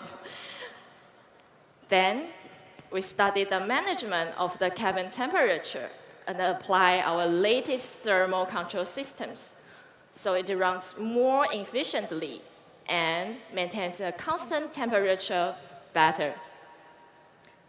Last, we work with our aerodynamic team to create a low-drag body shape. With all that, the Model U offers a maximum range of 275 kilometers and can meet different operational needs through various battery options. Today, we have a luxury version of the Model U for you. The design carries onward the design language of the Model T. Remember the big one? Featuring a lean-back front end with smooth curves around the edges, while the rear of the vehicles remains an angular design that houses the dual opening tailgates. Its minimalistic line connecting the front and the rear defines the distinctive appearance of the Model U. Okay, let's get in the car and take a look at the interior. The interior is filled with earthy colors, metallic accent finishes, and warm ambient lighting, emphasizing an elegant and rich atmosphere. Every detail is carefully considered to enhance the overall experience, making you feel valued and appreciated as soon as you step inside. The cabin is divided into 2 zones, separating the driver from the rest of the cabin for better privacy. The VIP lounge sections features a normal seating area equipped with 4 individual ottoman seats and an area dedicated for face-to-face interactions and communications. This environment offers a comfortable space for passengers to socialize and relax while traveling to their destinations. How about an Italian espresso or bubble milk tea? Would you like it? Well, at least I love it. A mini bar and a coffee machine is at your service in the Model U. For the driver, a 15.6-inch touchscreen and 12.3 digital meters are there to easily monitor vehicle information and adjust its settings, supporting the driver to provide a comfortable and safe ride. Based on our customized software and modular platform design abilities, if you can imagine it, the Model U can realize it. A VIP shuttle or a mobile office, Not a problem. By removing the interior elements and the changing seating arrangement, we then turn it into a 21-seater bus for daily transportation. How about a wellness cape for the A in your DEIA needs? Diversity, equality, inclusion, and accessibility. The Model U can be easy mobility for those who are not so mobile. Maybe you just want an RV that reflects your personality and lifestyle? You bet. This EV offers an universal mobile space solutions. Model U, just for you. The Model U marks the beginning of our journey into versatile mobile space applications. Stylish, intelligent, limitless possibility. Remember this moment. Thank you. Thank you, Emma. Now, the moment for the second of two EV, big reveals. Let's welcome Thais Chu, Principal Project Manager at Foxconn.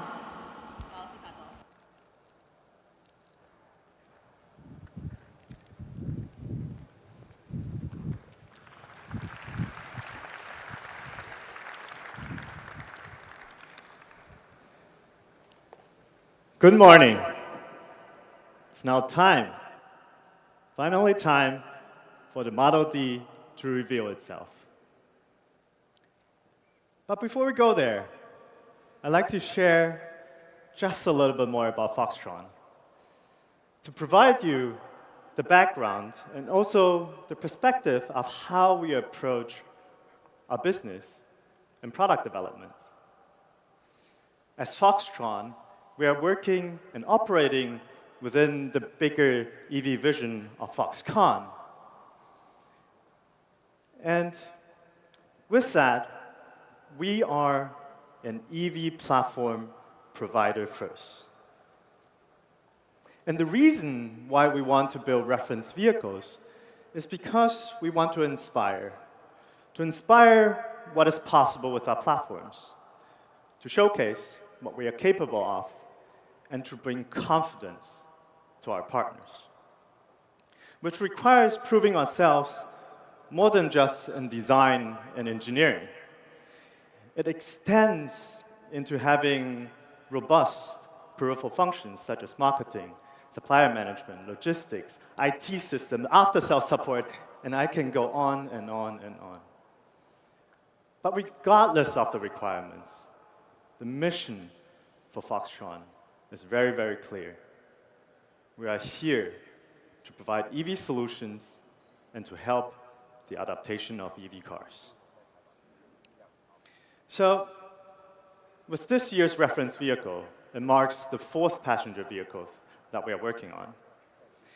And with every year, we accumulate findings and lessons learned that we apply to current projects to improve ourselves.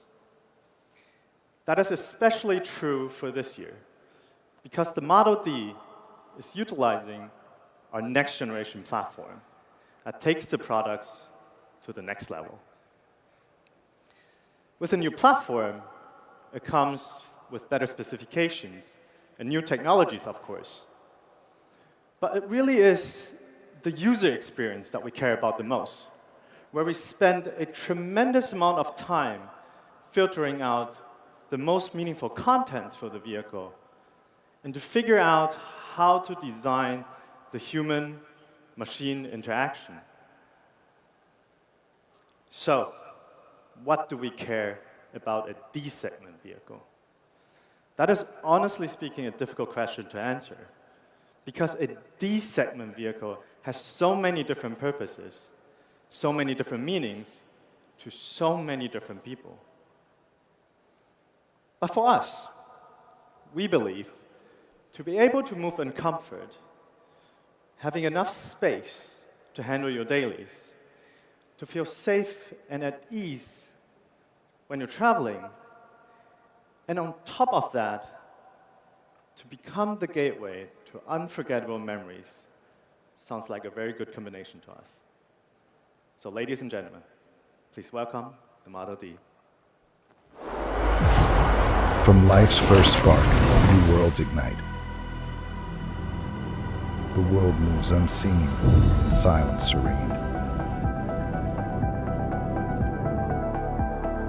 In every step, a chance to learn. Beyond the limits of space and time, we lead the way, guiding each new day.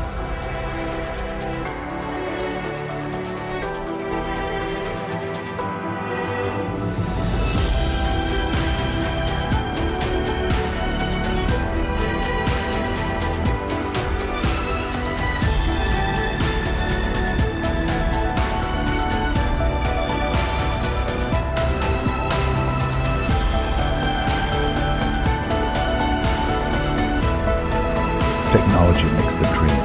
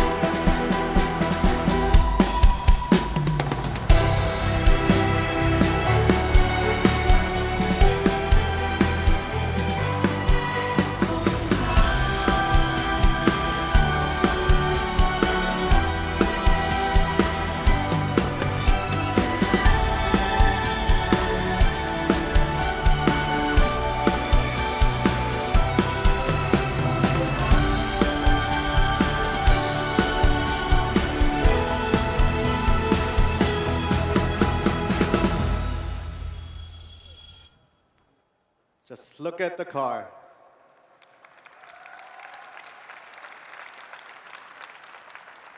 All right, let's start with the obvious.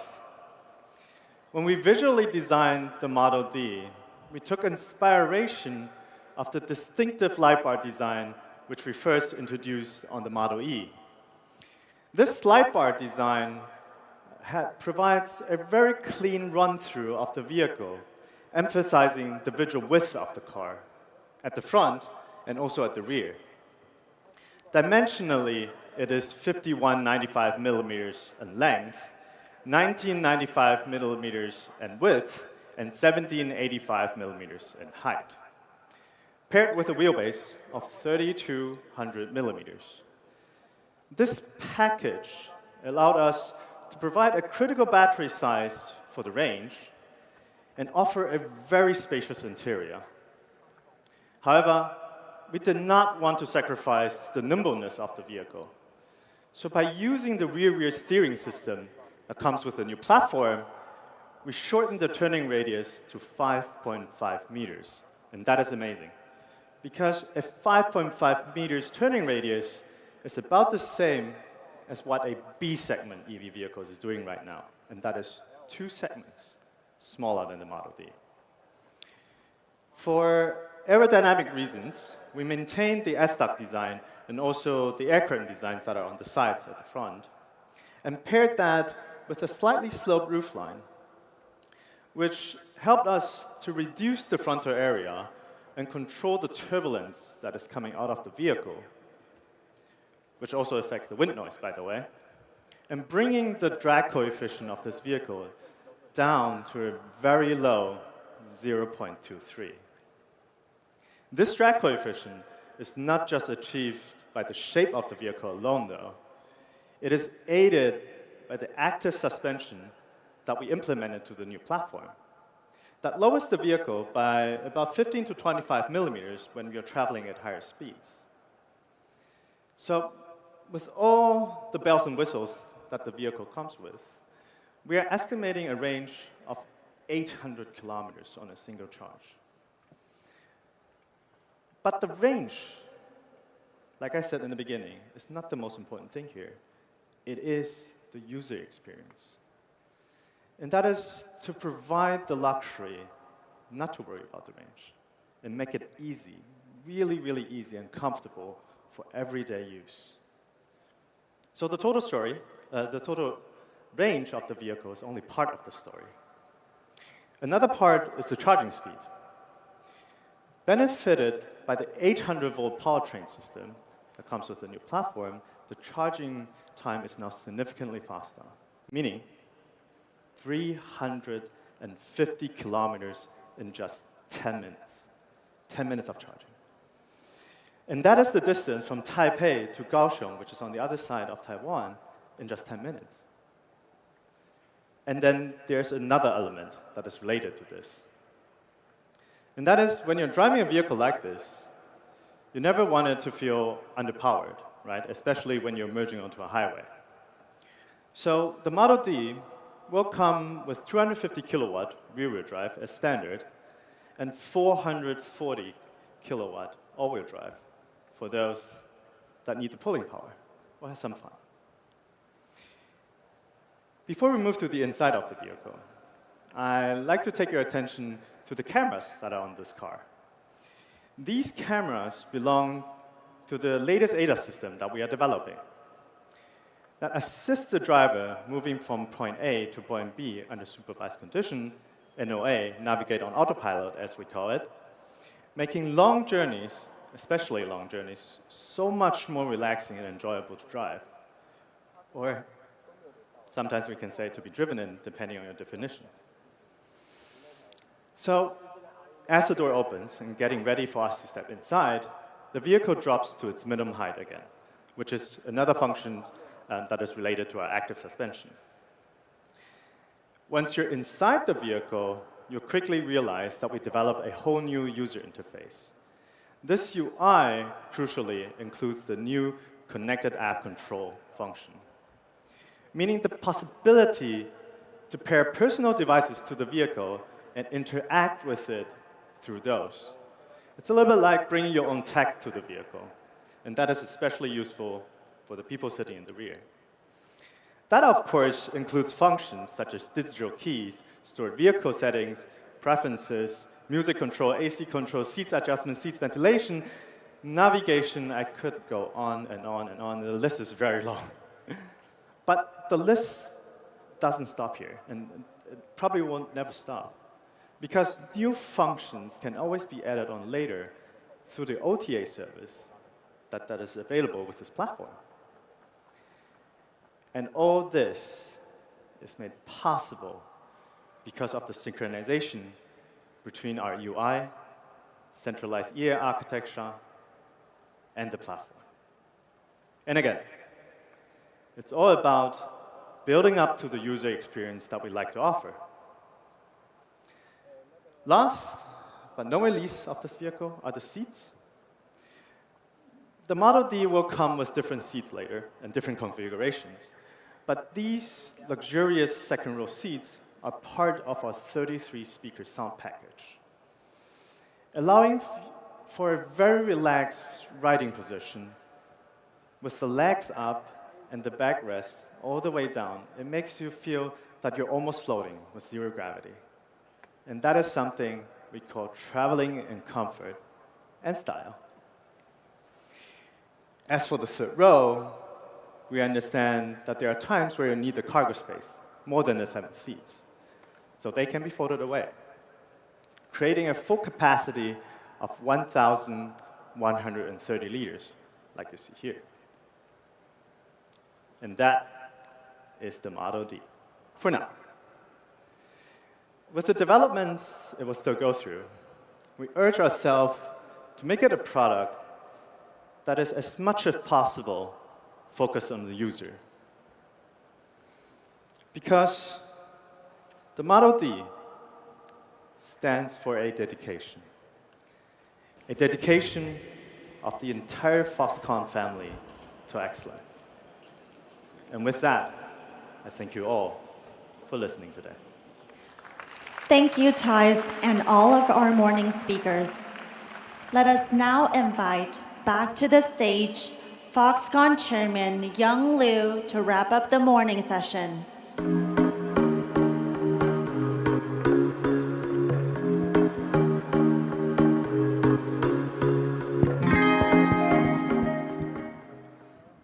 今天早上的秀，大家觉得精不精彩啊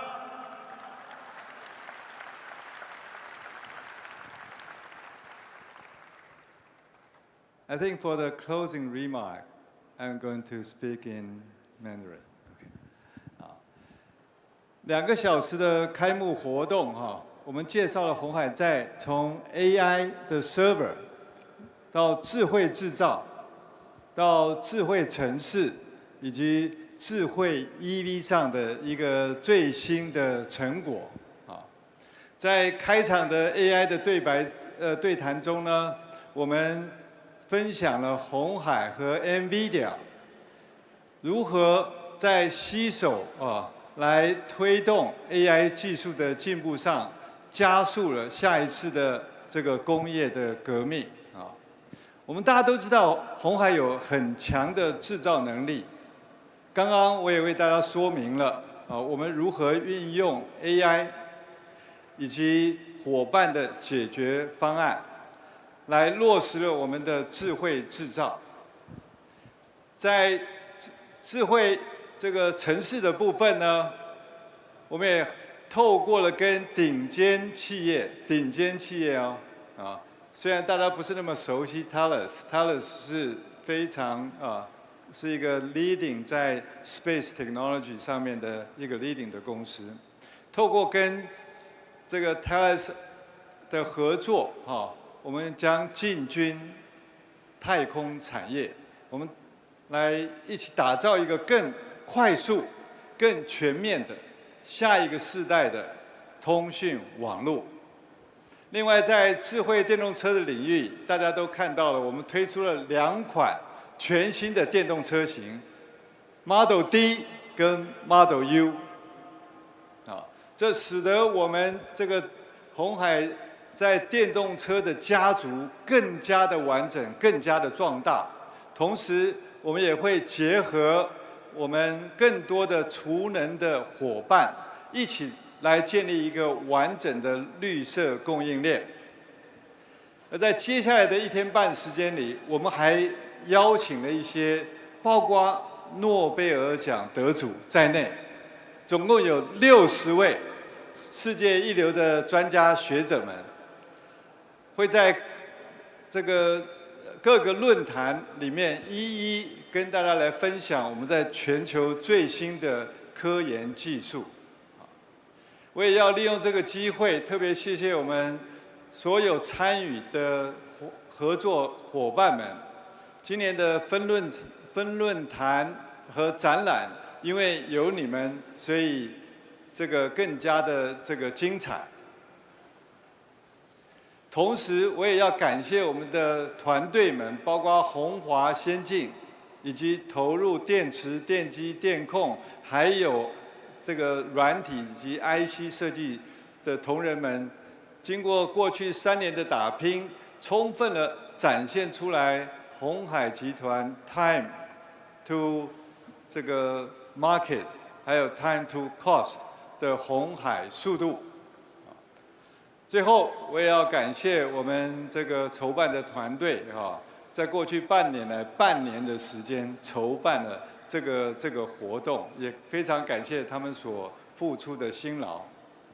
最后，也是最重要的，我要感谢在座的各位这个贵宾们我们的贵宾有来自我们的合作伙伴，还有来自20个国家的外交使节们以及我们 MIH 的一些伙伴们。当然，最重要的就是有一些是我们的股东们。谢谢你们来参加我们的鸿海科技日，来见证我们台湾在科技发展上面的一些努力的一些成果。我也期盼鸿海科技日能够起到一个带头的作用，未来可以有越来越多的台湾科技公司举办类似的展演，大家一起来把台湾最好的科技成就来展现给全世界。而我们鸿海一定会和大家一起来努力，来打造一个更美好的世界，更美好的未来。谢谢大家，我们明年再见，谢谢。Thank you, Chairman Liu, and all our distinguished guests. We invite you to enjoy the specially prepared meals in the dining area, and after that, please feel free to explore the exhibition. Thank you for your enthusiastic participation this morning. We look forward to seeing you again next year. Thank you.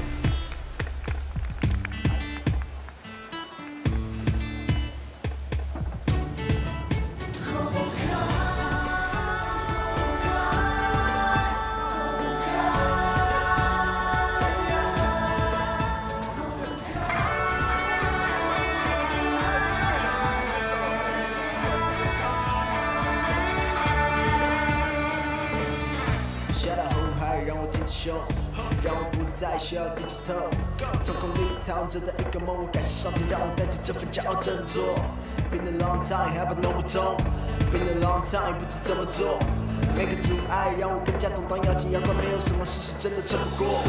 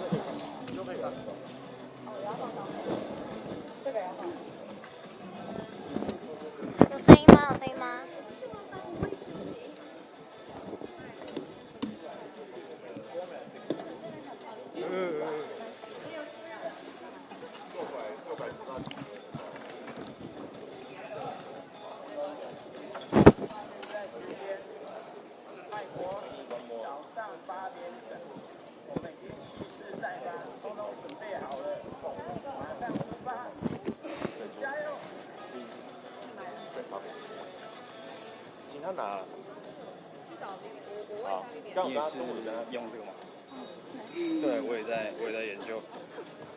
但我要双小蜜蜂。哦，你要双小蜜蜂？对，一样，它都一样，只是它的指向性。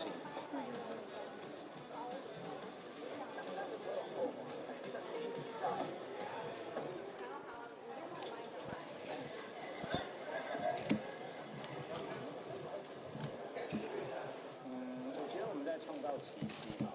其实所有人都不太能完成这件事情。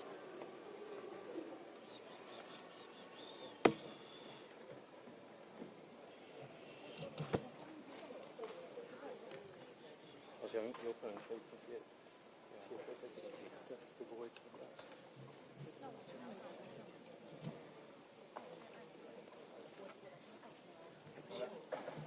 磁铁的吗？对。想要看可不可以念。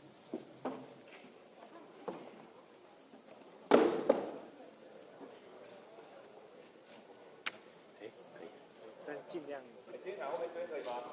右边的话 ，OK 吗？最右边的。所以他等下先来一下。OK。都不要开。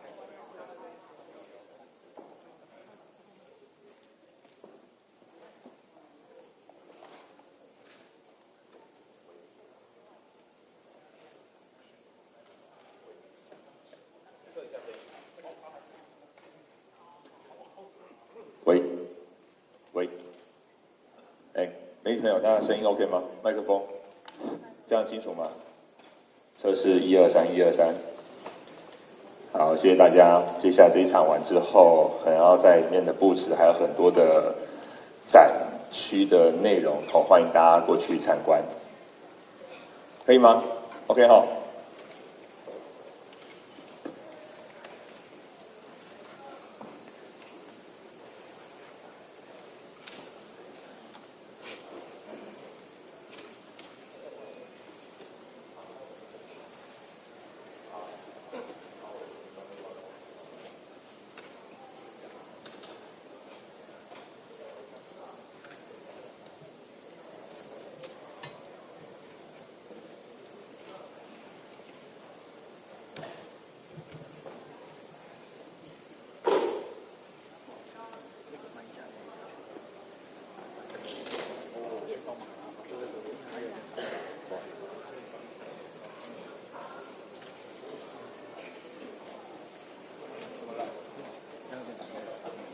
那因为我们这里，他们应该其他团队应该是开始的。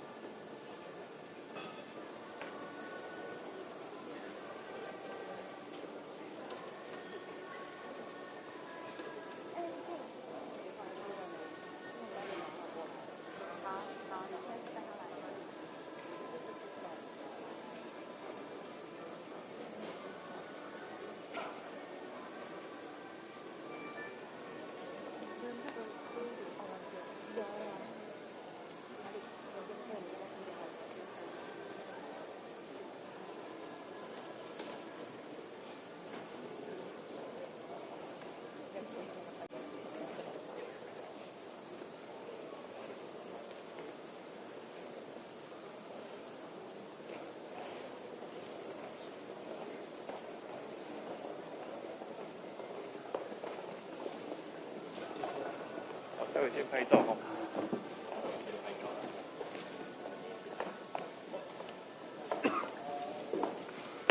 大家好，大家好。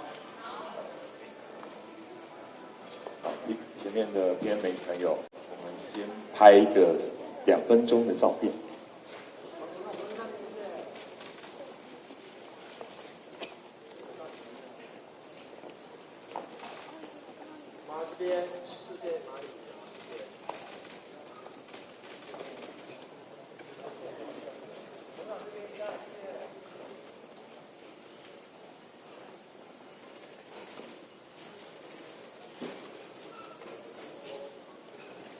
好 ，OK 了吗？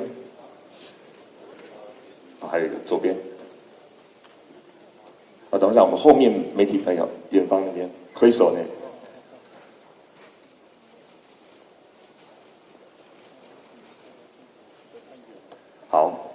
好，那谢谢各位媒体朋友今天参加今年的鸿海科技。那我们接下来开始我们媒体联访的时间，大概是30分钟。那请媒体朋友有问题可以举手发问，然后发问之前先说明一下你的媒体单位还有姓名。那我们因为时间有限，我们比较多可能会发问，一次问2题为限。好，我们第一个问题，龙峰，刚刚第一个举手。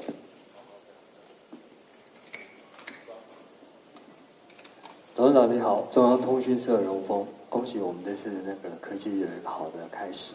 然后想请教第一个问题就是说，刚才我们在那个论坛中其实有谈到跟辉达 GB200 伺服器的合作的进展啊，还有就是我们的努力。那我想请问就是说，明年的话，我们跟辉达在那个新的 B300还有 GB300 伺服器这边的合作进展、架构、目标大概是怎么样？这是第一个问题。第二个问题是说，董事长您可以分享一下对于今年还有明年全球电动车市况的看法？因为现在包括中国、欧洲、日本、美国主要电动车市场，它的规模有下滑的迹象。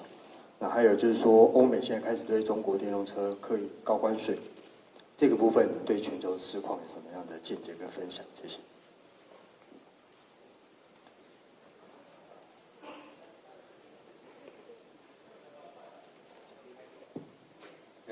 好，谢谢荣峰。这样，针对第一个问题啊，因为那个有关于新产品的部分，还是要请这个 NVIDIA 来跟大家说明。但是我在这边要跟大家说明的就是，我想在鸿海在垂直整合的部分啊，垂直整合的部分。如果以 GB200 来讲，除了 GPU、CPU 之外，那个或是那个 semiconductor 之外，大概我们的整合能力，我们自己可以 provide 的 material 我们的或是我们的这个 components， 大概在介于80% 到90% 中间。所以我们垂直整合率是非常高的。那如果你们有空，大家去看一下，包括我们在这个水liquid cooling 的部分里面的 connectors， 从小的到中的到大的90度弯曲的这种不同的连接的水路的连接器，都由鸿海自己制造，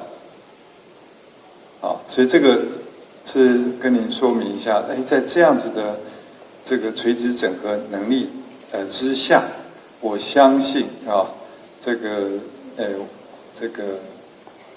系统的这种相关的厂商，他一定会跟我们会有非常密切的合作，还有必须这个在开发的时候呢，也会跟我们会有必须要密切的一起来共同来开发，所以大概我在这个300这边，我大概只能说到这里。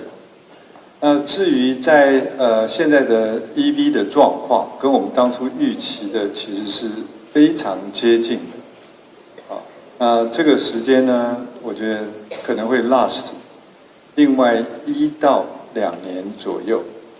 那跟我们的预期为什么会很接近呢？我们那时候预期2件事。第一个预期的是，这个因为电动车把过去的这个引擎那方面的 entry barrier 降低了，所以竞争的这个厂商会非常多，不像过去100多年在 ICE 油车时代，就只有那些厂商，就只有那些会做这个引擎的厂商。今天如果大家看看在中国的状况，还有其他国家的状况，哇，可能几百家都可以做 EV。那当这个竞争者变得非常多的时候，我们有提过 time to market 跟 time to cost 会变得非常非常的重要。那要做到 time to market 跟 time to cost， 最终的结果一定是垂直分工，这是我们从 PC 还有手机上看到的，不像是现在我们看到很多的这个过去很多的车厂，它自己拥有引擎制造厂，自己拥有整车的制造厂。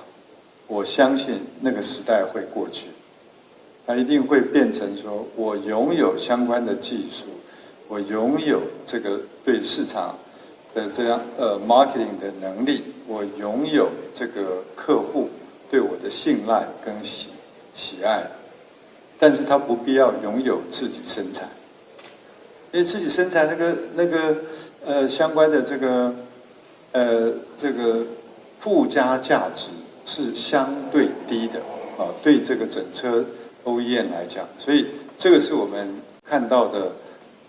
过去我们在3、4年前预测的结果跟我们那时候预测的是一样。在那个时候我们就提出来，如果发生这样情形的话，你一定要平台模组化、标准化、平台化这就是我们现在在走的如果你看我们有那么多的这个车子里面的这个底盘，大致上都是同一个底盘，大致上都是。所以我们在那个底盘上面让它做得非常标准化、模组化，所以我们可以出来车子新车可以出得那么快，是这样的一个原因所以这个第一个我们所预期的。第二个我们也预期的是说，以汽车那么大的一个这个产品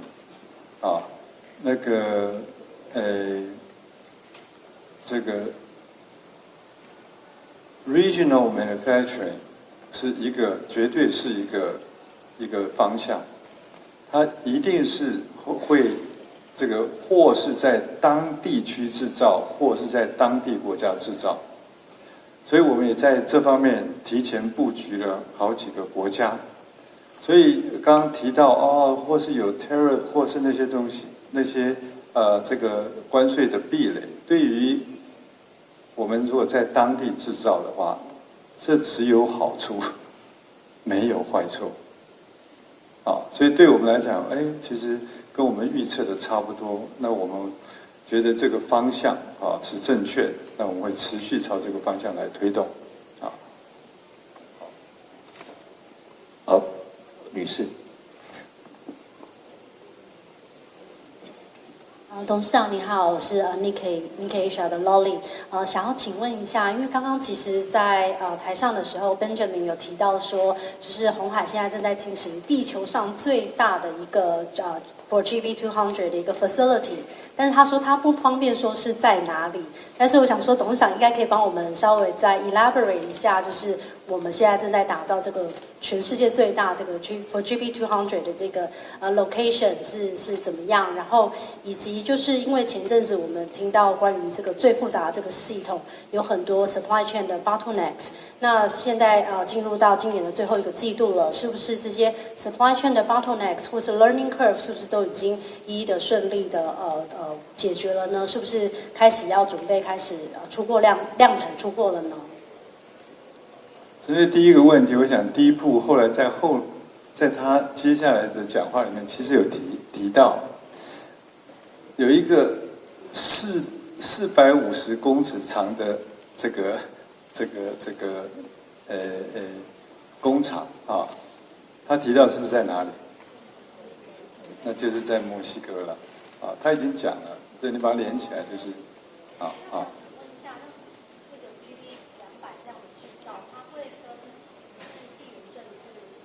会有些关系，然后在 location 或是在一些capacity 的 expansion 的时候，会需要考量这样子的地缘政治的风险吗？这个部分我也觉得未来在 server 上面的制造你有听过 sovereignty AI？ 然后我也再提出来一个 sovereignty 的 server， 那什么意思？这是可能未来 server 的制造会在当地国家制造给当地国家用，大概会。我们所看到的方向大概是朝这个方向在发展中，这样。因为如果这个 AI 谈到 sovereignty 的 AI， 就是它里面有很多跟国家非常机密的这些相关的资讯在里面。那这些 AI 相关的软体跑在 AI 相关的 server。那个 server 那个 hardware 它是不是也变得非常非常机密，也要确认它的 security。所以我觉得这两个这会是未来的方向，好不好？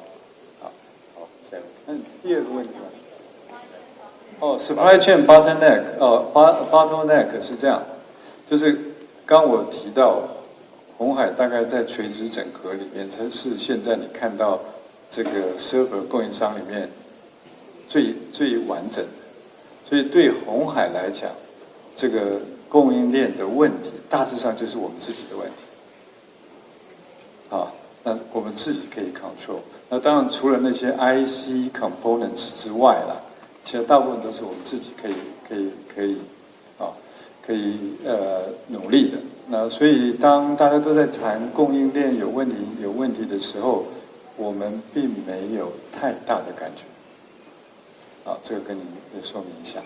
好，下一位。好，那欢迎。董事长好，金周刊刘焕彦，能请教董事长一个问题，就是我们今年第一季的法说，还有今年鸿华先进的股东会，您都有提到我们今年对于日本潜在客户的一些进度。那想请问董事长，就是我们电动车这一块在针对日本市场，那我们接下来大概会有看到什么样的可能预期的一些成果？因为上半年有提到过，下半年可能会发表一些东西，所以我们看到日本市场的机会，还有我们的策略大概是能不能请董事长说明一下哦？然后我会让我们 Seki 桑来回答这个问题然后。And actually, I have one more question for Mr. Seki. This is Walter Liu from Business Today. I think we just seen the Model A today. I think, if I'm not mistaken, it's the first time we see it. And can you tell us about a little more about your design thinking behind Model A, and what do you think what opportunity that Model A may have in penetrating or acquiring more Japanese customers, especially the established car makers? Thank you. Thank you. Thank you very much. First, automotive market in Japan, I think it's almost flat and slightly recovering compared with 22, 23 because those are too low. But compared with like 19, 18, I think it's still low levels. And then electrification is almost frozen. So we are very motivated to stimulate the Japan EV market. That's a Japan market. And then come back to your second question, Model A. Thank you very much for asking Model A. Model A, this is like between B and C segment MPVs. And then we are using a Model B platform. So when we say B segment, B group width is very large. And then we determined to move ahead for this car like May. So we brought that car by 4 months. By the way, Model U, we determined go ahead in February. So Foxconn brought moving Model U by 7 months. Very, very fast. But, we have a value to bring those in this conference very early because we don't do B2C. We are doing B2B. So we don't have so much sensitivity of freshness of model. Rather, we stick freshness of models and then keep our inside. I prefer to bring a public stage to bring a more customer want to use those cars. That's why we brought. And then we are, many people already knocking our door. They are interested in Model 8. The typical usage is family car. And then currently what we brought is two-row. We are going to extend the length to put the third rows. And then, one of the characteristics of that car is we can make some height change without changing A-pillars. So we can use that car for taxis or last 1 mile deliveries. There are so many users, not only Japan, Taiwan, but also Southeast Asia. That's what we are looking for. By the way, some of you watched a video from Sharp. It's LDK Plus. That car is base Model A. We will extend that car, and then we want to provide, bring into some sharpness, sharp thick technology into that car, and then stimulate more in Japan market. 好，那下一位，老肖。董事长你好，我是经济日报军辉，想问一下，因为近期那个 N7有推那个长续航版，然后3天之内那个订单有达到1000张，反应相当不错。然后，但是有些人认为说是买早了，因为长续航版的那个 CP 值比较高。那另外还有就是北美市场，你刚刚有看到那个新的 Model U 系出来，可以跟我们分享一下在北美市场明年的一些的目标，或者它的品牌客户在电动车方面。那还有一个就是在论坛上有个 Bill Gates 有个那个洁净能源，鸿海有一些合作，可以跟我们分享一下大约是什么样的方向或者内容吗？谢谢。好，那个针对于Model C 的长程版所大家的一些这不同的想法还有在这个美国项的新车的状况，这个呢，我要跟大家再重申一下，我们并不是传统车厂，我们做的是一个平台，是一个 reference design。好，那这个 reference design， 我的客户也就是车厂，就品牌车厂，他可以拿着我们的这个设计，完全不改就去贴他的牌子，这是一种方式。然后他也可以做一些小幅的修改，这是第二种方式。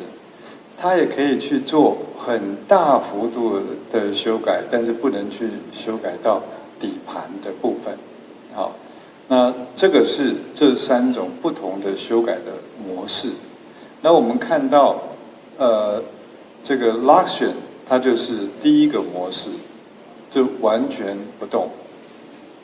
好，那个北美的这个部分，它做了2层的修改，所以它长得不太一样。好，但是因为它用了我们大概这个7、8层现有的设计，所以它可以很快就出来。好，那这是北美的这个客户的情况。那至于说，只用底盘的这个来设计车子的这个客户是谁呢？就像是刚刚讲的 Model A， 或是 Sharp 它可以基于我们的底盘去做一个完全长相不一样的东西，啊，所以这就是我们 CDMS 啊，它 disruptive 的地方。那所以当你们去思考鸿海在做什么的时候，我们 announce 的都是一个 reference design。这个车子如果没有这个品牌客户愿意去用，它就不会在市面上。好，所以用这个听完这个解释之后，就有关于这个车子在市面上怎么卖，客户他对这个有什么样在卖上面有什么不同的抱怨，那都是我们客户他的 responsibility， 因为他要去做这个决定。好，就像北美现在为什么长这个样子，是他的决定啊。那为什么在这个 Luxion 长那个样子，这是他的决定。然后他要怎么卖，什么时候推出，卖多少钱，都是他的决定。好，所以在这方面，我首先跟你说明一下，好不好？这样子，希望间接回答你说，哦，那些问题啊，请你去问那些我们的客户，他会更清楚，好不好？好，那这是第一题。第二题是什么？是Bill Gates 这边哈，就是其实呢，在我们在做 EV 的时候就已经 sense 到说，因为 EV 这里面最主要的 components 占成本最高的就是 battery。那这个 battery 呢，它除了可以做这个 EV 之外，它也可以去做这个储能电池。所以当初我们去做 battery 的时候，就已经朝着这个两个方向来设计我们的这个 battery cell。那很快的，大家就会看到就听到说我们在高雄的这个电芯厂即将就要开始量产。好，那这个量产的电芯，它可以用在这个ESS 上面，也可以用在这个 EV 上。好，所以这些如果用在 ESS 上面，就跟 energy 就强相关；如果用在车子上面，它跟这个 energy 就弱相关。那它弱相关是说，它可能在车上在需要的时候，它可以暂时用变成 energy。就是我们在跟 One 合作的那个领域里面。那另外一种是，它是 100% 在做 energy， 就像我们跟这个 Vernova 他们专门做 energy， 他们需要专门的电池去做 energy， 那这个是另外一个合作。那跟这个这个Bill Gates 的这个 venture 这边就是跟他们一起来合作，来推动如何这个 convert 到 new energy help 这个 industry 去 convert 到 new energy。那他们的这个理念就大致上就是说，你不能口号式的去讲 green， 你必须要有一个 business model， 那个 business model 要能够赚到足够多的钱，然后去做 green， 需要有这样子的一个配合，才可以 sustain 做 green。那鸿海是一个在这个 business 上面是可以让它这个理念可以 commercialize 一个很重要的 partner， 所以我们会在这方面会跟他们合作，所以大致上是这样的一个合作的方向。好，因为时间最后就一题呢，非凡女士优先。董事长好，我是非凡新闻杨恒。想请问您对第4季展望，还有对华人是说 Blackwell 需求很疯狂，怎么看？谢谢。第4季的展望，我想我们在那个9月的营收公布的时候就有讲，那么第4季看起来还是 strong，very strong。那至于说这个 Blackwell 这边就像这个Jensen 讲的，就是 crazy，the demand crazy 所以就看这个整个从Jensen 的角度来看，他要怎么样来这个在供需上他要怎么做那他就会影响到我们怎么去要有多大的这个capacity 来提供给他看到的需求。那在这方面，刚刚也讲到，我们在墨西哥 build 的一个这个非常巨大的一个工厂那个工厂要做那个工厂，那是一个非常特别的一个工厂那我们在这边这个不适合多说，但是那个工厂的 capacity 也是非常非常巨大所以我只能用巨大这样子的这个定性的描述来回答你，定量的描述，我想还是要请这个 NVIDIA 来跟你说明，好不好？好，时间到，那谢谢各位媒体朋友到来，好，谢谢大家。好，谢谢。那跟媒体朋友这边提醒一下，展区内的展示空间，包括刚刚提到这些 GB200 产品，还有帝国卫星，还有机器人，都可以在展厅拍照。那另外进去左手边还有车子的试乘区，所以刚刚提到的这些 Model 车款，Model B 可以在那边做试乘。